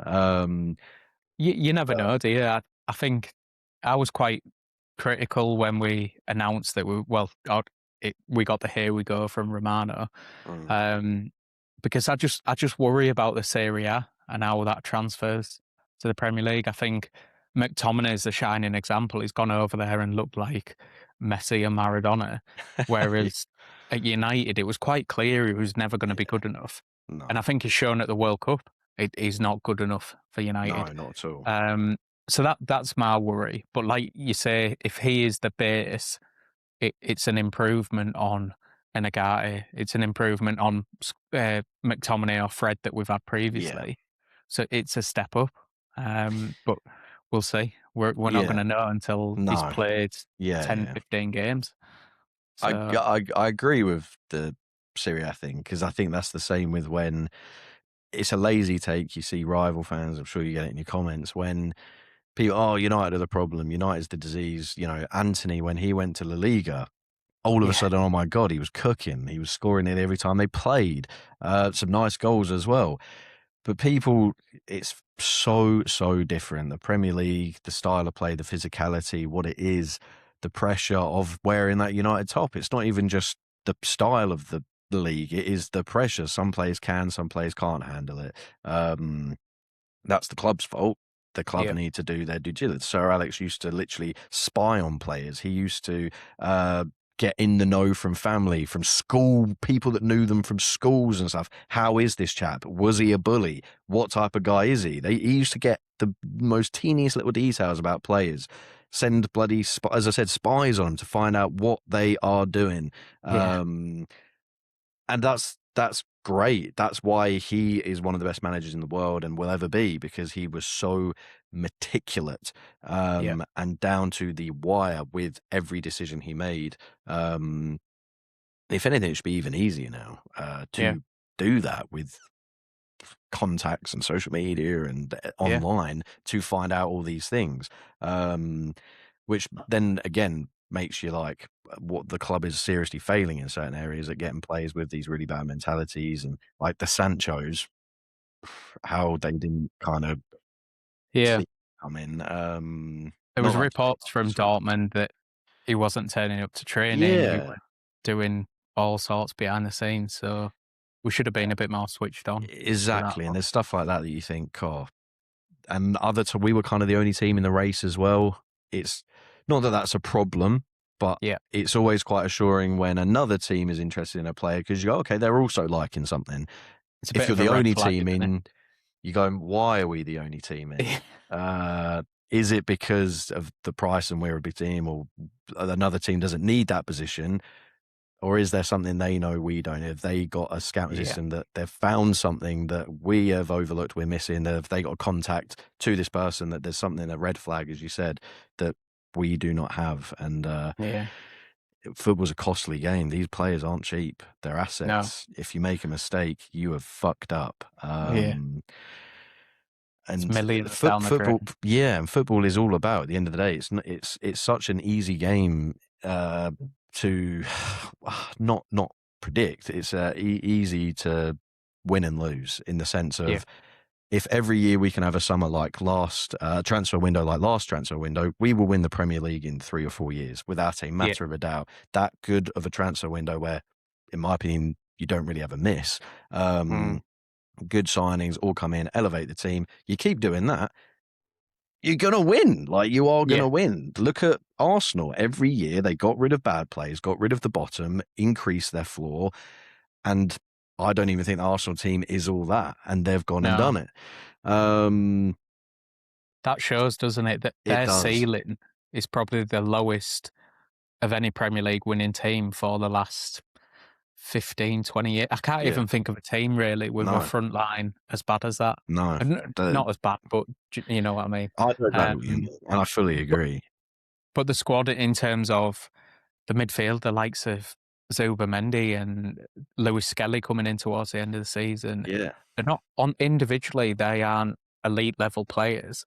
And I'd look at Manchester United's midfield and I'd say, right, if you've got Cobby and Tchouameni and Fernandes, I'd put that against any midfield in the Premier League. Without a doubt. In terms of quality.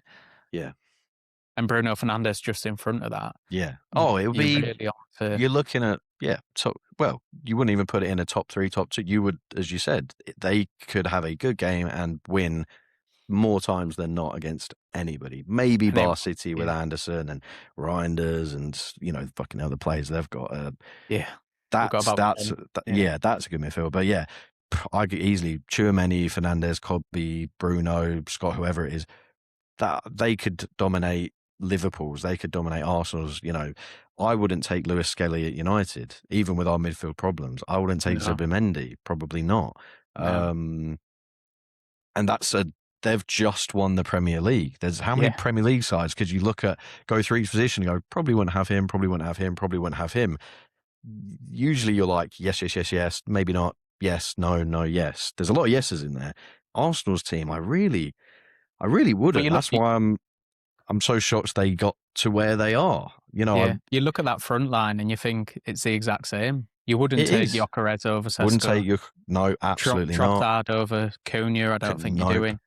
Maybe you make an argument for Saka. I'll fully give that. But like then again, the City days with Aguero and Sané and Sterling and De Bruyne, you take them all. Me, it's unbeatable. And Saka, even then, I think, again, maybe this is the hater in me.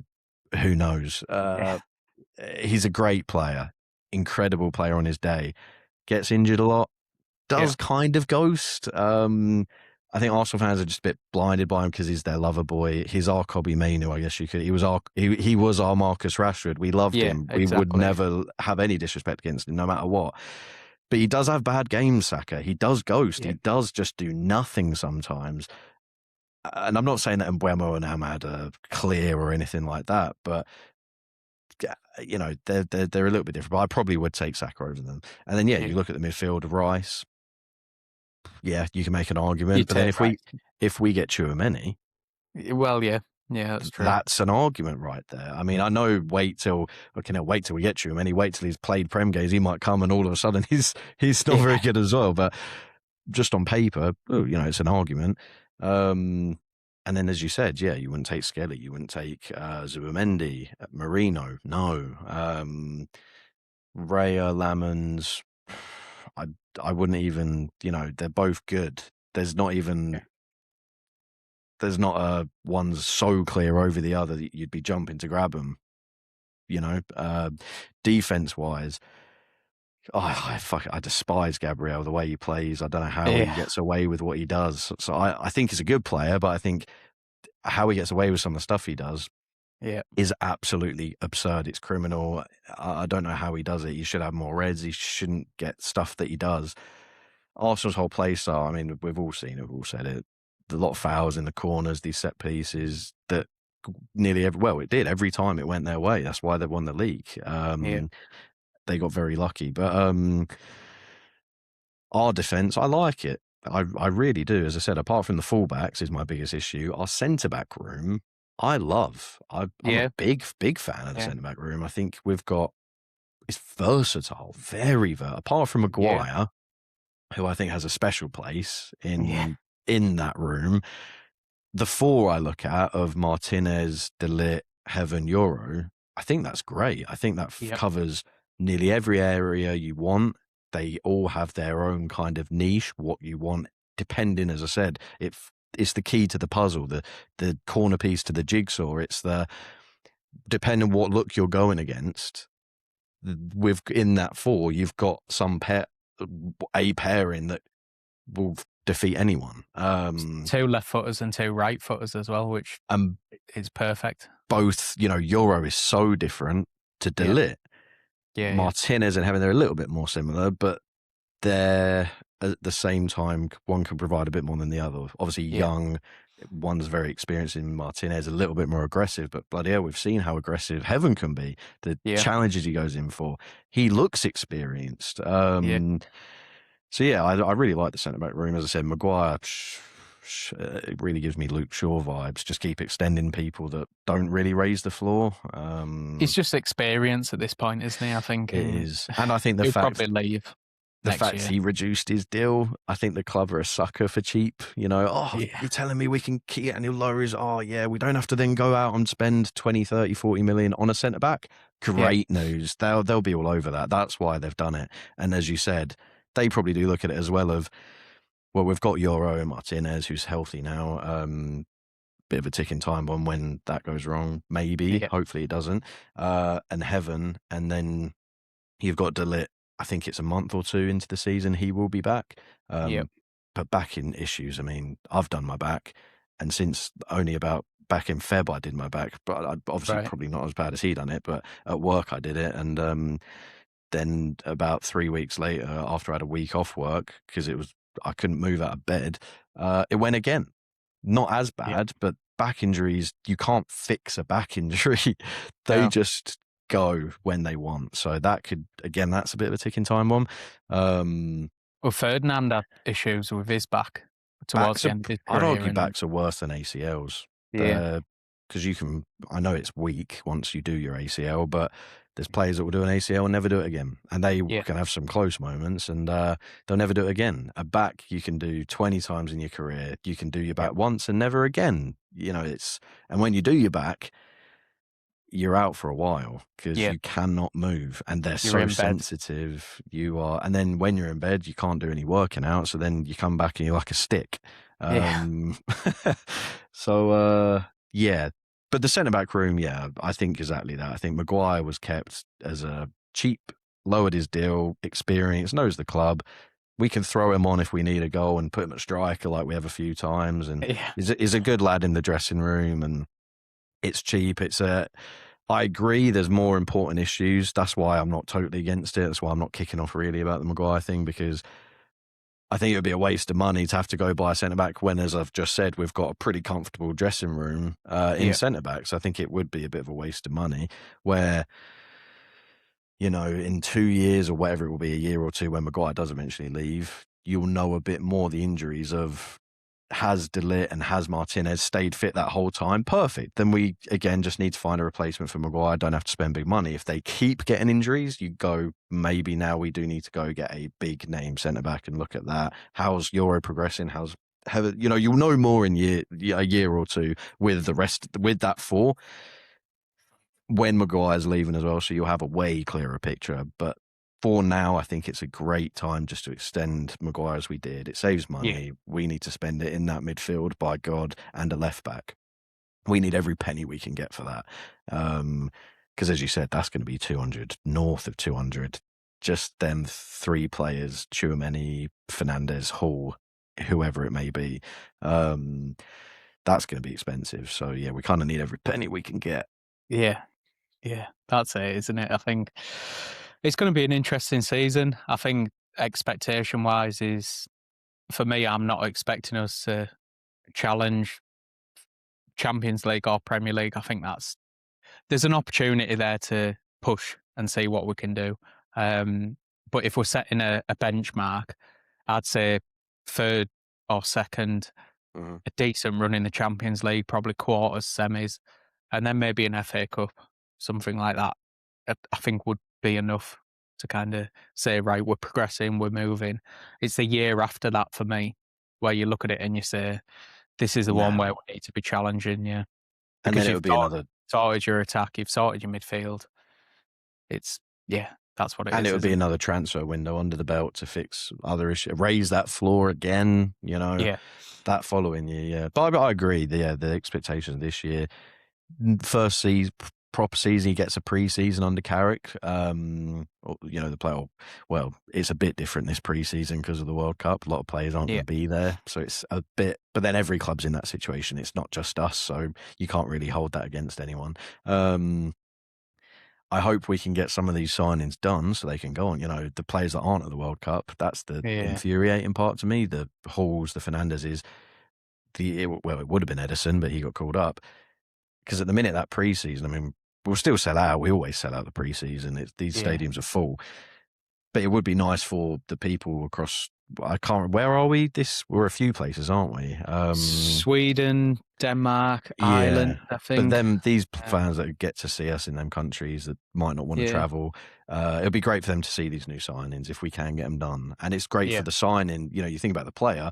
If you can come in with a month or at least a few weeks before a season, get settled in, because people don't think about their personal lives, bring their families over, or their misses, their pets, get a house, get comfortable, get used to the time zone, wherever they have come from. Obviously, most of it's Europe, so it's not that bad. But the weather, just little things like that can really help the start of a season and a player kick on quite quickly. But United are slow.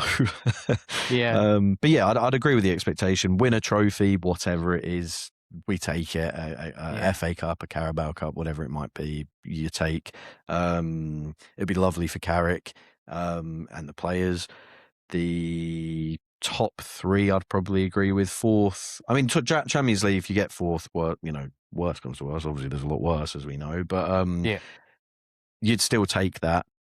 But you don't want to regress, I'd say. You never want to regress year on year, especially with how we're doing and the model. You want to improve every year. I think you're right. I think there could be. I mean, you look at the stats when Carrick came in, if the league started then, which I know is a pathetic way of looking at it, we would have won the league. We were first on all the metrics and stuff from when Carrick came in. So if he can carry that on, it's a moral victory, if anything, isn't it? It is, and it's you take that, absolutely. You're building something, you take that. So yeah, I think there's a chance, especially with our easy schedule at the beginning of the season. I think we are recorded as having the easiest schedule of the teams, probably which is yeah. nice. After last year, we were the hardest. So it could go one or two ways. If we start poor, you lose these easy games and fucking hell, and all of a sudden then you've got hard games and you're already losing. That's bad. That's really bad. If you win and all of a sudden, you're top of the league, or, you're in that top 3, even breaking away, even at the start from these teams, that's great. And that's what I think we should be looking to do. But I'm a bit doubtful because, as long as I remember, we always start the season horrifically. Our first 3-4 games are just dog shit. They're awful. The fans turn. Not so much like turning against the manager, and the fans are just like, fuck. And then all that season of excitement going into it completely gets shot. And all of a sudden you're like, just top 4 and we're happy. So I really hope this can be the change with, what is it? Hull, Ipswich to start.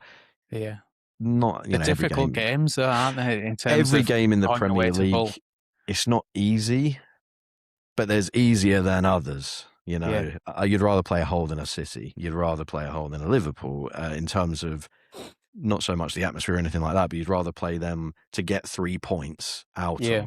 of. So, yeah, we can start the league well, hopefully.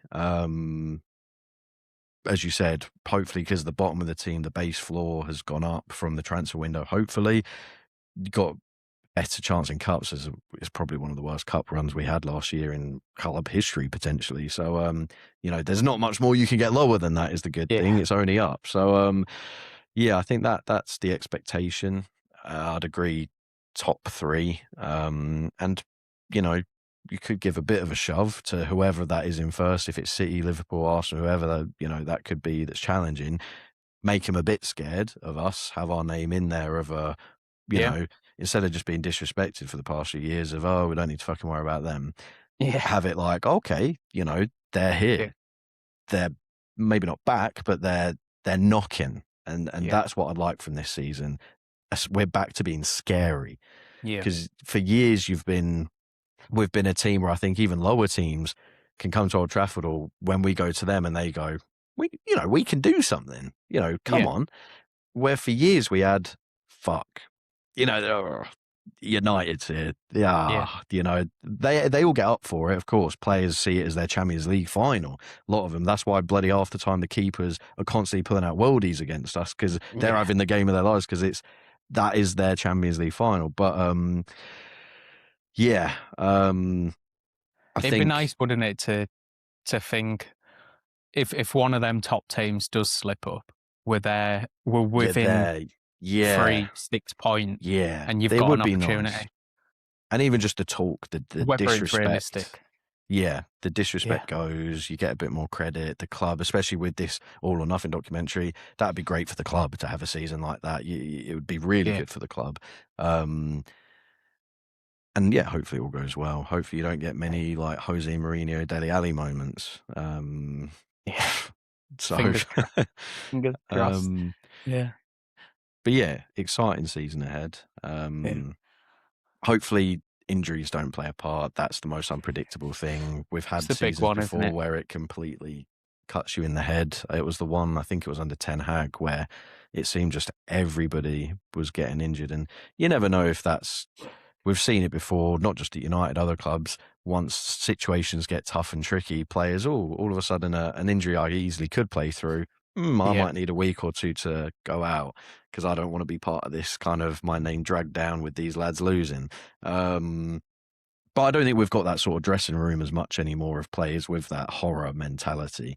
So, yeah, I think it's going to be really exciting. And I can't, as good as the World Cup is, some people love World Cup football. World Cup football for some people is the peak. I hear a lot of, even, I don't want to name names because it's quite a big thing to say, I think.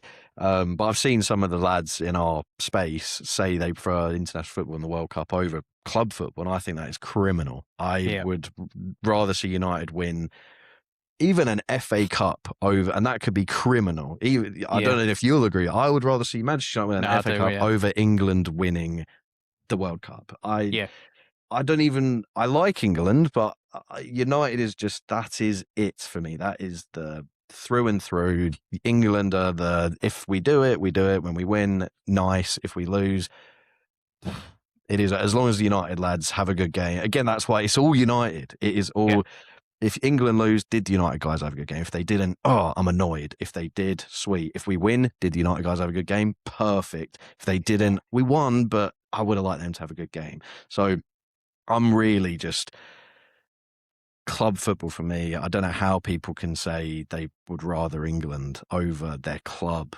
It's your club. It's who you watch.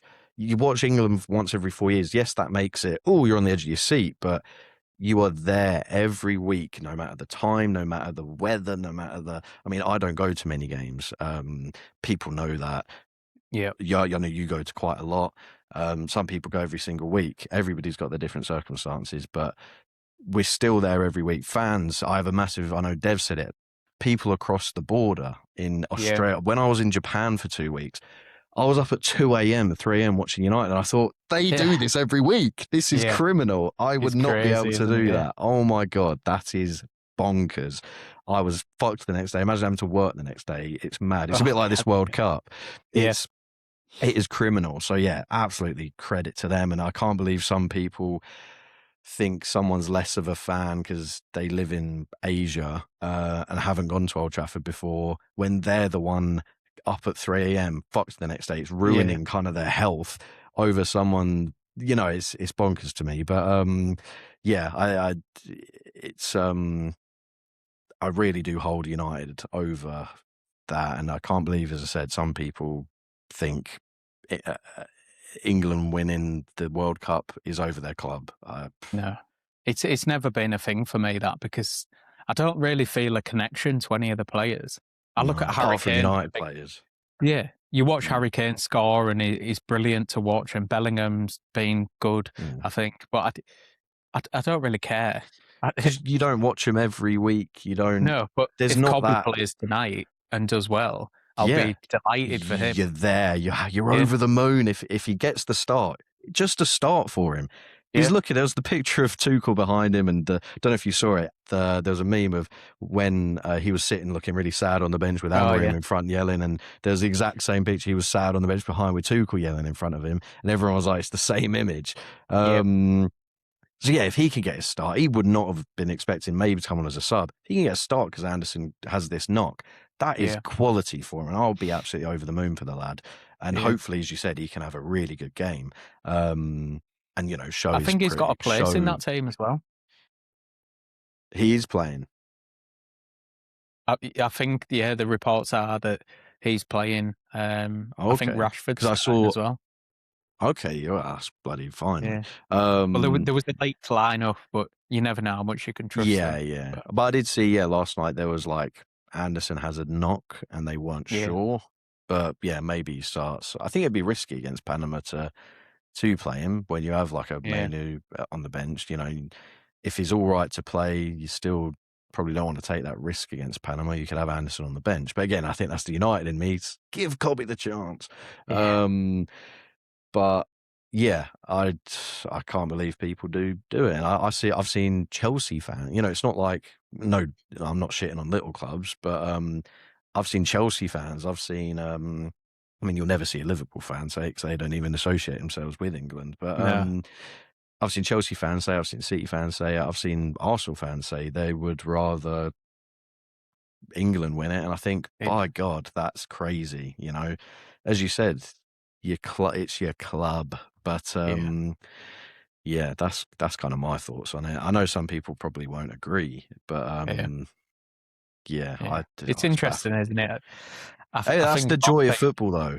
That is the joy. That's why we all love football. Everybody has a different opinion. It's why I started my my TikTok, because to be honest, I've got quite a small group around like friends and stuff. So we talk about football, but no one like to the depth of, following all the journalists, knowing the back end of the clubs and stuff like that. So I had no one to talk about it with. And I actually, none of them support United. Obviously being down south, you have less. I'm the exact same, but they're all Leeds, Newcastle. So you don't have as many people to talk to United about. So that's why I made the account, because I thought I just want to talk. Even if I don't get United fans watching, I just love talking about football and gauging opinions. And I love it. I love to death. I'm sure you would be the same. When you get a comment from someone who actually will talk football with you, it's great for engagement, the stupid comments, the rage bait comments, the haters, the lovers. But the comments I love the most is when I see an intelligent footballing comment that I can reply to, and they will reply back, and we can have a really good conversation. Even if not he, that's whatever, whoever. Even if that person doesn't agree with what I say, even if I disagree with what they say, if we can come to a really good conversation about football and even with different opinions, still just talk about football and our opinions on it, I love that. I would, I kill for it. I yearn for it when I get them comments. But most of the time, TikTok, you get just one word: "You're a stupid prick. Shut up." Yeah. You're right, or something like that. I love the ones where they go more in depth, tell you why you're wrong, tell you why Yeah. you're right. That's the best. That's why I love doing it. That's why I'm sure most of us love doing it, because of that type of community, them comments. That's the best for me. That's the thing that keeps me ticking, is that sort of stuff. Yeah. I love that. But That's the what it's rest all of about, it, isn't it? I it think is absolutely. I want this channel to be kind of community and discourse and people arguing, because ultimately that's what football should be about. People should be Opinions. tribalistic and biased and everything. But that's if everyone got along and kind of agreed on everything, Yeah. we wouldn't be Be sat here boring. today. Be Yeah. boring, yeah. It'd just be But easy. I still think you can be, there's a level of, as I said, you can disagree and have like banter and like tribalistic, but some people take it, and I was going to ask you about that, how you get on with hate comments, how you get on with the negative. I'm sure you've had DMs of people telling you certain very Yeah. nasty things. How do you deal with that? Because as I said, I know before this started, you said this is your first account of anything. Like Yeah. for a few years, I've tried multiple different things, TikTok accounts, I've tried YouTube streaming, I've had some things before where I've kind of been, I don't know what the word would be, I've been seeing it, I've been fed drips and drabs of You filtered. hate and comments, filtered for it. So when I've had a big video do well or something, I've had a lot of that, I'm completely kind of numb to it. I'm a bit of a nibbler. I don't know about you. I'm a massive nibbler. Oh, I love a nibble. Yeah. If someone says something, most people, like, again, I like kind of flicking through all of our comment sections and videos, yours, as I said, Tobe's, whoever it may be, even the ones with smaller followings, flicking through the comments to see how, if one, the creator responds to many comments, and two, how they respond. I think you can gauge a little bit off people with that as well, and how a channel's doing, and even if it's not doing. But some creators really big are never in the comments, never reply, and I think that's a bit sad because, Yeah. as I said, me personally, I do it for them comments, so I will always check comments on my videos because that's what I'm looking for. I love that. Yeah. But at the same time, I'm a massive nibbler. If someone Yeah. says something, I don't care about certain, but if someone says something, my personality is I can't let them get away with saying such a thing. So You need to go back. Yeah. I have to say something back.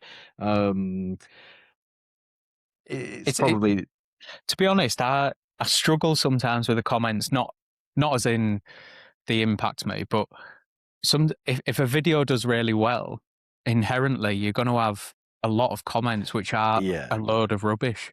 If we're being honest, if you have a video that does 50, 100, 200k views on TikTok, I'd say 90% of the comments you can't reply to. No, it's utter dross. So it becomes almost. It's good when you're starting out and you've got a few thousand followers, but as you get them viral videos, it becomes really difficult to kind of keep up and maintain any.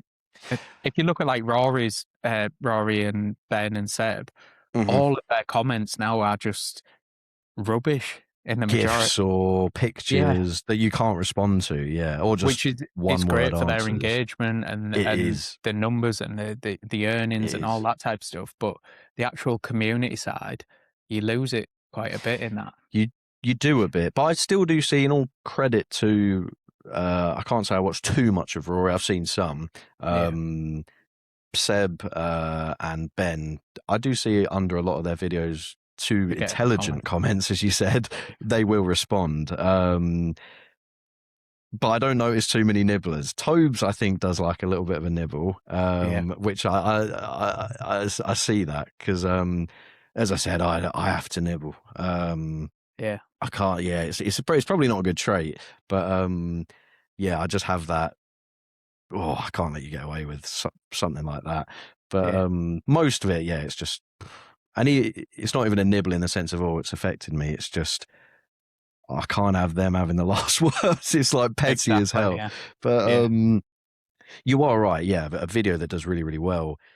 90%, you probably are right with that, is just garbage. You can't. Yeah. And then it's hard to track because sometimes the garbage goes to the top and you can't. Yeah, it does. You're Yeah. not going to spend, if you have 2,000 comments, of course you're not going to spend 2 hours flicking through 2,000 comments. Yeah. But I do quite like, even on those videos that do well, having a quick, even a few, just trying to find something of intelligence, of something to respond to that I quite like, or see some sort of feedback or anything from someone. Sometimes you do, sometimes you don't. That's why you don't reply to it, because you literally can't find anything worthy of replying to. But as you said, that's what you're doing is all about. That's what the way end is all about. That's what most of us do it for, is the not the engagement as such, but it is the community side. Community, isn't it? Yeah. And that's the best part, you know. Yeah. And when you start seeing kind of loyal people commenting on nearly every video, that's great, because then, because that's one thing about TikTok as well that I think is a bit of a downside, is people, what's the best way to put it? They're short videos that we do, 1 minute, 1 minute 30, max 2 minutes maybe. Some people will watch 6 seconds. Some people will watch 20 seconds and they'll still comment. They won't watch. I notice it a hell of a lot. They'll comment. Make a judgment, Make a judgment. Take something you said in the first few seconds, not watch the full video. Say something, comment it, and you've read the comment and you go, well, if you watched an extra 10 seconds, I would have either answered your question, you would have realized I'm joking, or something along them lines. And that's the only thing with TikTok I find a little bit frustrating, is when you get taken out of context, or someone's not watched the whole video and they still comment, which I find baffling, because how can you comment on something without watching the whole goddamn thing? Or again, the comments I like to nibble on, which not get to me, but is the ones where they make a pre-assumption of, I had one the other day, it was about the England game, and it was, I was moaning about the Ghana thing, how bad we played, and it was someone that said, when you beat Panama 4-0, you'll be saying it's coming home. And that's the type of comment, it's a TikTok comment, it's a comment that finds its way to annoy me, because I think if you were like a loyal part of the community, you'd understand that's nothing. I am nothing like that. That is reactionary. I'm against everything to do with that. You can't be 1 week. I hate stuff like that, where 1 week something goes bad, get the manager out. It was the same with Amram. Get the manager out because we've lost the game. Then the next week we win. Oh, he's the best manager ever. There's so many people like that. I find there's more people like that than there is, like, I like to say, normal people, of they've got a brain and can conceptualize the fact of up, down, but it try gets stay. engagement, doesn't it? It does. And that's the thing. That's the thing with TikTok. It some channels, as you'll know, it's nothing. Some people hate the person making the video, but me and you know that person isn't like that. They are doing it purely because they are wanting money. They are wanting money because that's the acting like that is going to get them that money and engagement and certain things. But that won't be how they are behind the scenes. And that's why, again, I think podcasts are good, because you find you really get to know, even in an hour, 2 hours, a bit more of what that person is, because it's harder to be filtered, a 1 minute video that you can clip up and be a goofball for, compared to just talking. But that's the good part, isn't it? Like, we've spoken quite a bit in DMs, and we're in each other's comments and stuff like that, but ultimately we've never met in person, so it's good to actually sit down and say, I agree with what you're saying, or I disagree. And luckily we haven't disagreed on anything United based, but it's that's the whole point, isn't it, about football? You can disagree and agree, and get along with it, really. So that's why what I want this community to be. But I do find that them comments are hilarious when they make a judgment of, as I said, like, and there's so many other examples of it, but they will make a comment on your character and not so much attack it, because you're only online. No one's attacking anyone's character as such, but they'll say something quite personal that if they were in front of you and said it to your face, you'd think, fucking hell, that's aggressive. That's, you are attacking my character if you say that to someone's face, but just because it's online over a TikTok, it's it's a throwaway comment, and I don't like stuff like that because I think it's lazy. It's I've had DMs of people saying I'm going to do this to you and stuff, and I'm like, you're probably not. Do you know? I'm not acting as if never. I'm a big hard man, Oh, but you don't need to no act one's like going to no, do that, are they? no. No one's going to come up to you. And I think they're the type of you don't want to get into it, but I feel sorry for them people that do them messages that you're talking about. We've all gotten them. I dread to think how many Rory and Seb and all them get. Jesus Christ, just Be off the scale. It would be crazy, and to a point, it's a bit worrying that the amount they probably get. I mean, the amount me and you get it's a throwaway thing for us because you think. No, you're not going to shit. But when you start getting probably a lot, I bet it does get to the point of, they're probably not going to the same as us, not going to, but the sheer amount gets a bit worrying. Of there's people out there, and I feel when I get them comments, I feel sad for them people because you've got that much. You wonder why they've sat there. You do, yeah. Like TikTok, the joy of it is if you don't like it, scroll. You don't even need to comment if you don't want to. It's the whole point of it. But people get so angry, filled with rage. They don't just want to scroll. They feel the need, because it's quite an effort to DM someone on TikTok. They feel the need to go out their way, click on your account. This whole time in their head, they're thinking what they're going to say. They can calm down in that time. But no, they go through the whole step of going to a private message, writing out whatever it is they want to write, clicking send and thinking that's acceptable to say to someone, which I think is absurd. It's worrying, isn't it? It's got nothing to do with you or me thinking, oh, you won't do that, I'm a big hard man. It's just the sense of I see it as that is so sad that they've got to the point and they've got that riled up over me making a silly little football video or opinion or whatever it may be, that you felt the need to say that. Goodness me, either you're very unhinged, not mentally well, or your life is very, very, very sad. But it's not good, is it? But it's the nature of the beast. I think as we both continue to what you grow sign and up push for. on, it's only going to get worse. What you sign up for. You can't grovel about it because you're always going to get, as I said, the bigger you get, the more you're going to get. So the people that the good is the people that come back, isn't it? That's the best. People who come back, and I've got so many that comment. And you recognise them. You recognise them really quickly. Within the space of a few videos, you recognise a little profile picture in the circle and a name, and you think, oh, it's them again. And it's nice. And especially, as you said, the ones that actually will say something intelligent, you think, that's the community. That's what it's about. That's why I do it. And that's the really nice part. So it's really I sometimes look at the profile picture, if they've got one, to try and put a bit of a character to them so you know who's actually in your community. Because I mean, if they're not making video, like with you, I can hear your voice, I can see your mannerisms. See what you look like. Yeah. Whereas them, it's literally just a comment. Anything could be there. You have no idea. Especially, as you said, if some people make videos and stuff, but I find that something as well. The ones that are quite unhinged, never a video, never a profile picture. It's always the same ones. Use a 10689. Yeah. Or even if they do have a profile picture, you click on it and you go, "Oh, I can see why." But that is a funny side of it, as you said. If there's no videos or anything, you click on a profile and whatever that could be. It's interests that they're into or whatever. As you can see, I'm into all sorts of shit other than football. All sorts. I don't think we've really spoken about that, like personally, other than football. What? Or is it just football? It's one of them, isn't it? I love like Lord of the Rings and all that type of stuff. Yeah, I've never watched it. You've never watched it? I've never, and a lot of people have your reaction to that. Yeah. I've never watched, and I'd like to think of myself as I've watched a hell of a lot of movies, but I just can't. Yeah. It's not that I think it's bad. I just never, because it's long, isn't it? Yeah, but it's great. Yeah, I've never done it. Like only you should recently, watch it tonight instead of the England game. Definitely. Only recently did I watch, only in the last year, and it's been out for ages, Breaking Bad, Prison Break, things that people put on their all-time list, and I can see why now.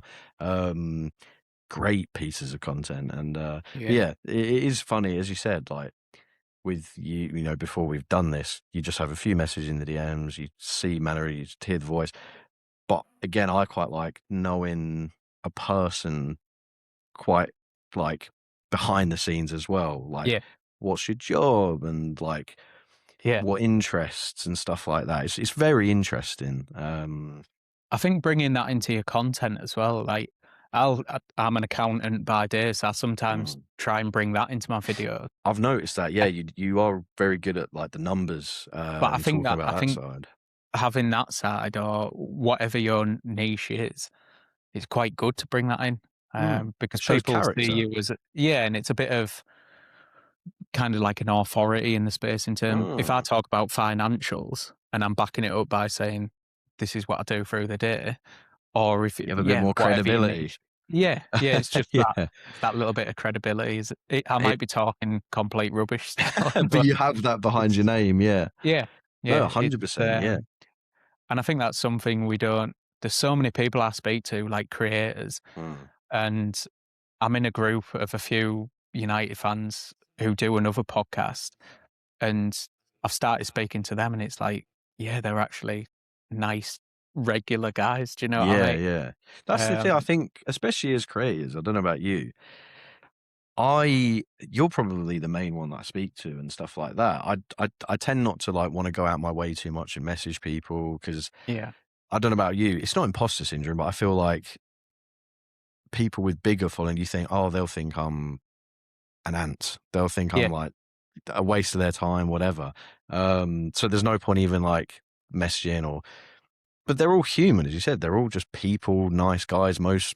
I'm yet to meet someone that's as I said, I've not spoken to many, but you'll be yet to meet many in the industry that seem like pricks. yeah, And I've messaged, the only one I've messaged that's quite big is Ben Bowman. yeah, Messaged me back very quickly, really nice response. And I just asked him a simple question. I saw his, a bit like you, he upgraded his camera quality. Just asked him a yeah, question. Looks really good. What are you using? Responded straight away, details, really nice chap. yeah. And There's again, I think loads like that as well that and I can have just imagine. And started and yeah, grow.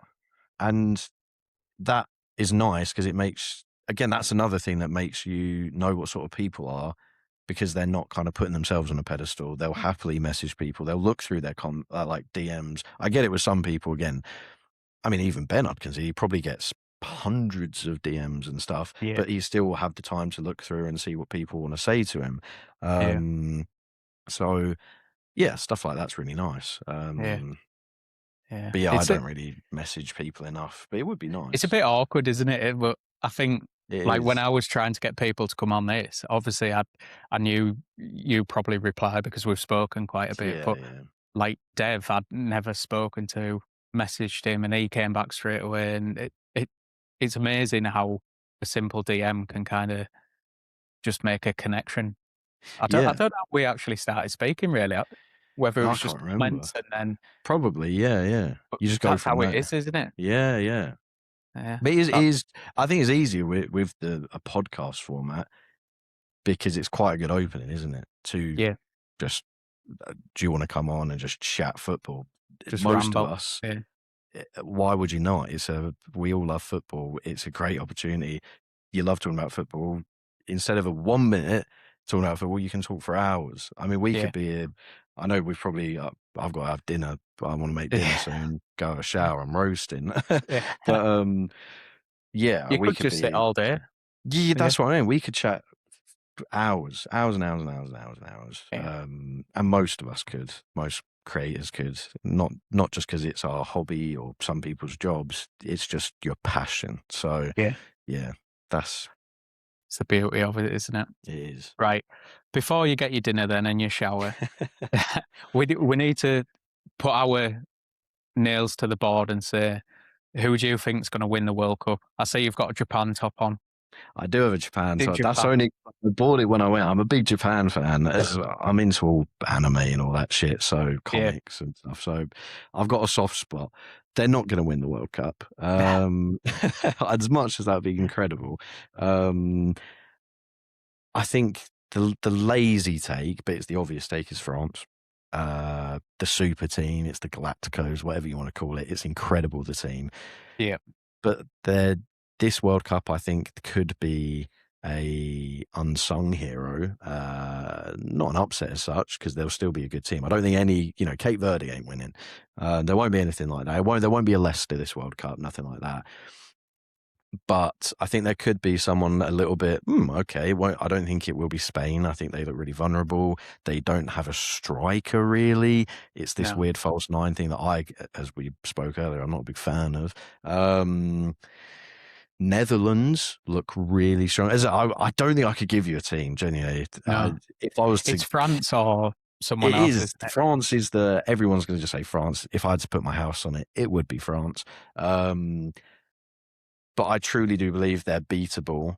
They aren't as good. They can be on their day. They can absolutely batter anybody. But I don't think they are quite as strong, and they are quite vulnerable at times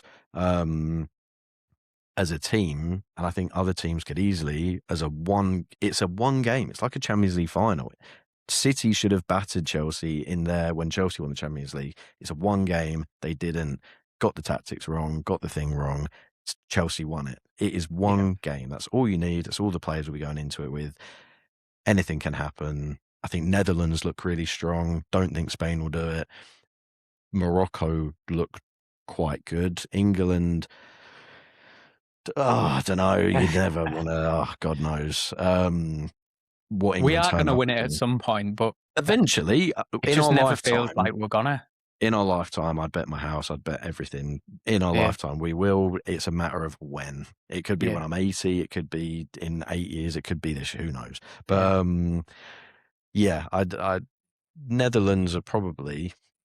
I'm trying to flick through teams in my head. Probably the team that are probably most in form out of them all, that look pretty strong. In all fairness, I think it's a France. It's Brazil. I think are going to struggle. They didn't look great. I think Cunha and the front line are good enough. But the defense, that defense, I don't even know that right back. I think is a centre half. They're quite old, aren't they? Yeah. Well, yeah. So I mean, on my other screen, I'm just looking at groups. Mexico, South Korea, they're not going to do anything. Switzerland, Canada, Bosnia, no. Brazil, Morocco. Morocco could do something, but it's going to be tough for them. Brazil, as you said, defensive-wise, tight, but attack, good. USA, Australia, Paraguay, nope. Germany, look, they just don't. Just can't see it. No. Ivory Coast, I don't think so. They don't have the depth, the floor, as we've spoken a lot about today. Netherlands, possibly. Japan won't win it, but I think they could be a bit of an unsung, get a little deep. Belgium, hell no. Them days are done. Egypt, no. Spain, no. Before the tournament, I thought Spain because of the Euros. Yeah. Looked, but they don't really. Yeah. Argentina, I bloody hope not. As much as I like Martinez, like Lisandro Martinez, I can't stand them. They play, not style-wise, but they give me so much Arsenal vibes. They're so lucky with refs, and they're quite dirty. And I just don't want the Messi argument to go into overdrive again. I'll retire. Colombia. We'll go France. Colombia look good. Portugal would be great. And I think Portugal, I actually didn't think about Portugal. That's probably the last team I'd say has probably Portugal, Netherlands, France is the three, is my three that I'd predict. Portugal got a great team. Same as Netherlands. A lot of areas of the field got great players in there. Yeah. That's the three for me. But I won't say France because I think that's so easy. Netherlands my prediction is Netherlands or... Netherlands is quite bold, isn't it? I think that's a good shout. But that's the two I'd go with. Yeah. What about you? We'll soon find out, won't we? A couple of weeks. Would you say similar? France, I just can't get away from France, really. That front line is... The Turkey's barely played.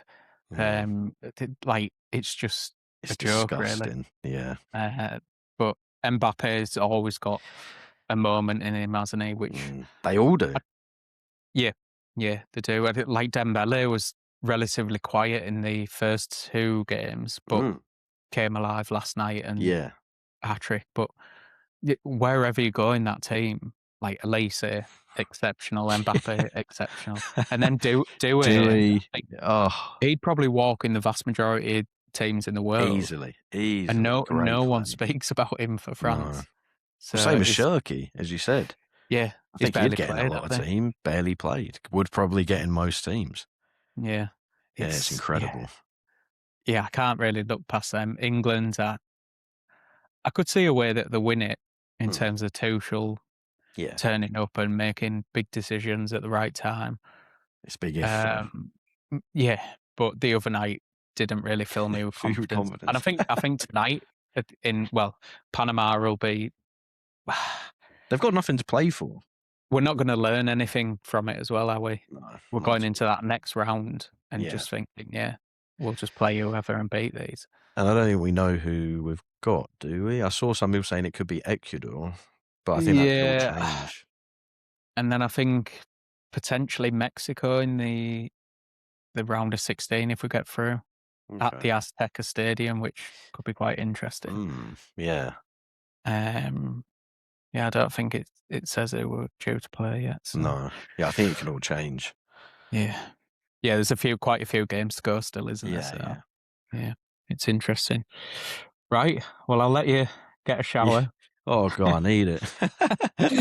I'm the same. It's just my god, thunder in here, so it's all the devices on like screens, PC. It just churns out heat. Yeah, I've got a light pointing at me, and it's burning the side of my face. But you can have a tan. Gonna be burned. That's it. But it's been lovely speaking to you, mate. It's I'll get you back on when the season kicks off, and we'll have a chat.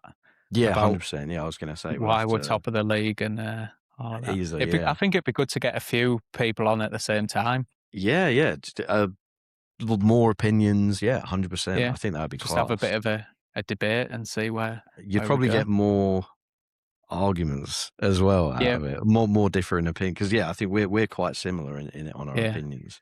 I've spoke to quite a few Liverpool fans, so I'm sure I can set that up before the Liverpool game. Shouldn't be even speaking to them. I'm joking. But it would be really. And as I said, we'll talk in the DMs. We'll speak still. So it's been really nice though. Thank you, obviously, for inviting me on. It's been spot on, mate. My first one, so we could talk for hours. So you've done great. A lot of people are nervous. I remember the first time I did a video over 2 minutes, and I was a nervous wreck. Yeah, it's interesting how people just as I said, I'm not a natural, but I did a huge. When I was young, I've been wanting to try do content for years. I was one of in school, you're like, I want to be a YouTuber.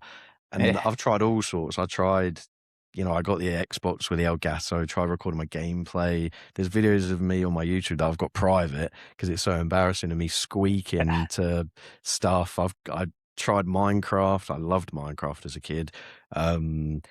Actually got not many. I got up to like 4,000 subscribers on YouTube with it. But I've tried to make tons of different avenues, content where I can, but nothing's really shot off. But as I said, I've been doing it years. So, and it's funny because even the start of TikTok, you go back and look at your early videos. I'm sure you're the same. You're so much less confident. The way you talk is flatter. You learn how to talk in like a trying not to be monotone as such. So I've watched my first YouTube videos that I did that is a bit longer form, like 10-minute, 20-minute Minecraft videos. I sound like I'm going to kill myself.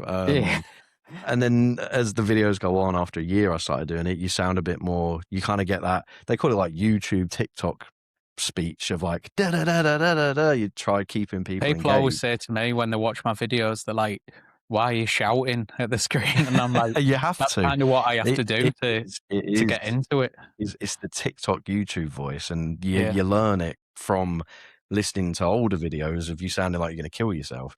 Because no one's going to watch them, are they? So. No. So you've got to try have a bit of that to you. So I mean, as I said, I've done it for years, different sorts of content, different sites, and so none of them's really taken off, as I said, but I've tried my fair share. So I like to think I've got a little bit in everything. So, but yeah, Your football, I the football side, I think it's just keep consistent, keep growing, isn't it? I that's think, what it is. Yeah, yeah, yeah, consistency. You know, I don't know if you notice if you go on holiday or something and you kind of struggle, or if it's so dead and there's nothing to talk about, and you're literally like yeah, 3 days in and you're like, I've not even put a video out because like you don't want to put out just crap. You don't just want to no, speak about nothing, and you don't want to repeat the same story like Romano 20th time of this no yeah, update. So there's times you won't post for a bit, but then when you do come back with a bit of good content, it gets no views and does nothing because of the non-consistency part of it. yeah, yeah. So yeah, That's the it's dynamic hard. of TikTok, isn't it? It You is have hard. to show up every day. Yeah. I'm sure you've probably made a video every day for the last. How many years have you been doing it? A couple of years. So the The football. football account, I think 3 or 4 years. Yeah. I mean, I've got a TikTok account that's on like 80K followers. Right. That was very early TikTok. That was like 2020, 2021, I think. And it was just me. You probably saw them, like not them ones, but Yeah. I had a meme on the screen and I was sitting under it, not doing Yeah. anything. It was nothing to do with me. I was just under the meme. That got to like 80K followers. And that was back when TikTok paid pennies for Yeah. like tons of views. And it was before you got paid off like a 5 second or 10 second video, where now it has to be a minute, doesn't it? Yeah. So yeah, very different time. That was, as I said, about 2020. And then I made another account, started talking about other stuff where it was a little bit more to do with me. Got that to about 25K, pretty much chucked that in the bin because don't really do that anymore. And then Yeah. now football is the one that is, I love it the most out of everything I've done. The thing I've been most consistent with, the thing I've always kind of gone with now. It's like my Yeah. baby. But yeah, I've been doing this a while. This is just a thing that's kind of gone. Yeah. You're doing great though, mate. I think it's just community, isn't it? That's the beauty. It keeps you going. It Yeah, keeps you coming back. It keeps you it does. It's like a consistent. drug. So yeah, it It's is. the It is. fix. W- On that, where can people find you then if they want to go and have a look at your stuff? Yeah, just TikTok, Fergy Ball. TikTok, That's the Fergie biggest Ball. thing. I use Twitter quite a lot actually, but yeah, you can find that in the Fergie Ball like links or whatever. But Yeah. yeah, TikTok's the place. But yeah, if anyone likes Twitter as well and talking about stuff or little jokey comments, that's quite fun to do as well. Yeah. And you see so much memes on there too. But yeah, thank you very much. Yeah. Lovely speaking to you, mate. And thank you, people, for watching. There'll be loads of clips. There'll be loads of all of that type of stuff. And I'll see you in the next one. Thank you, people.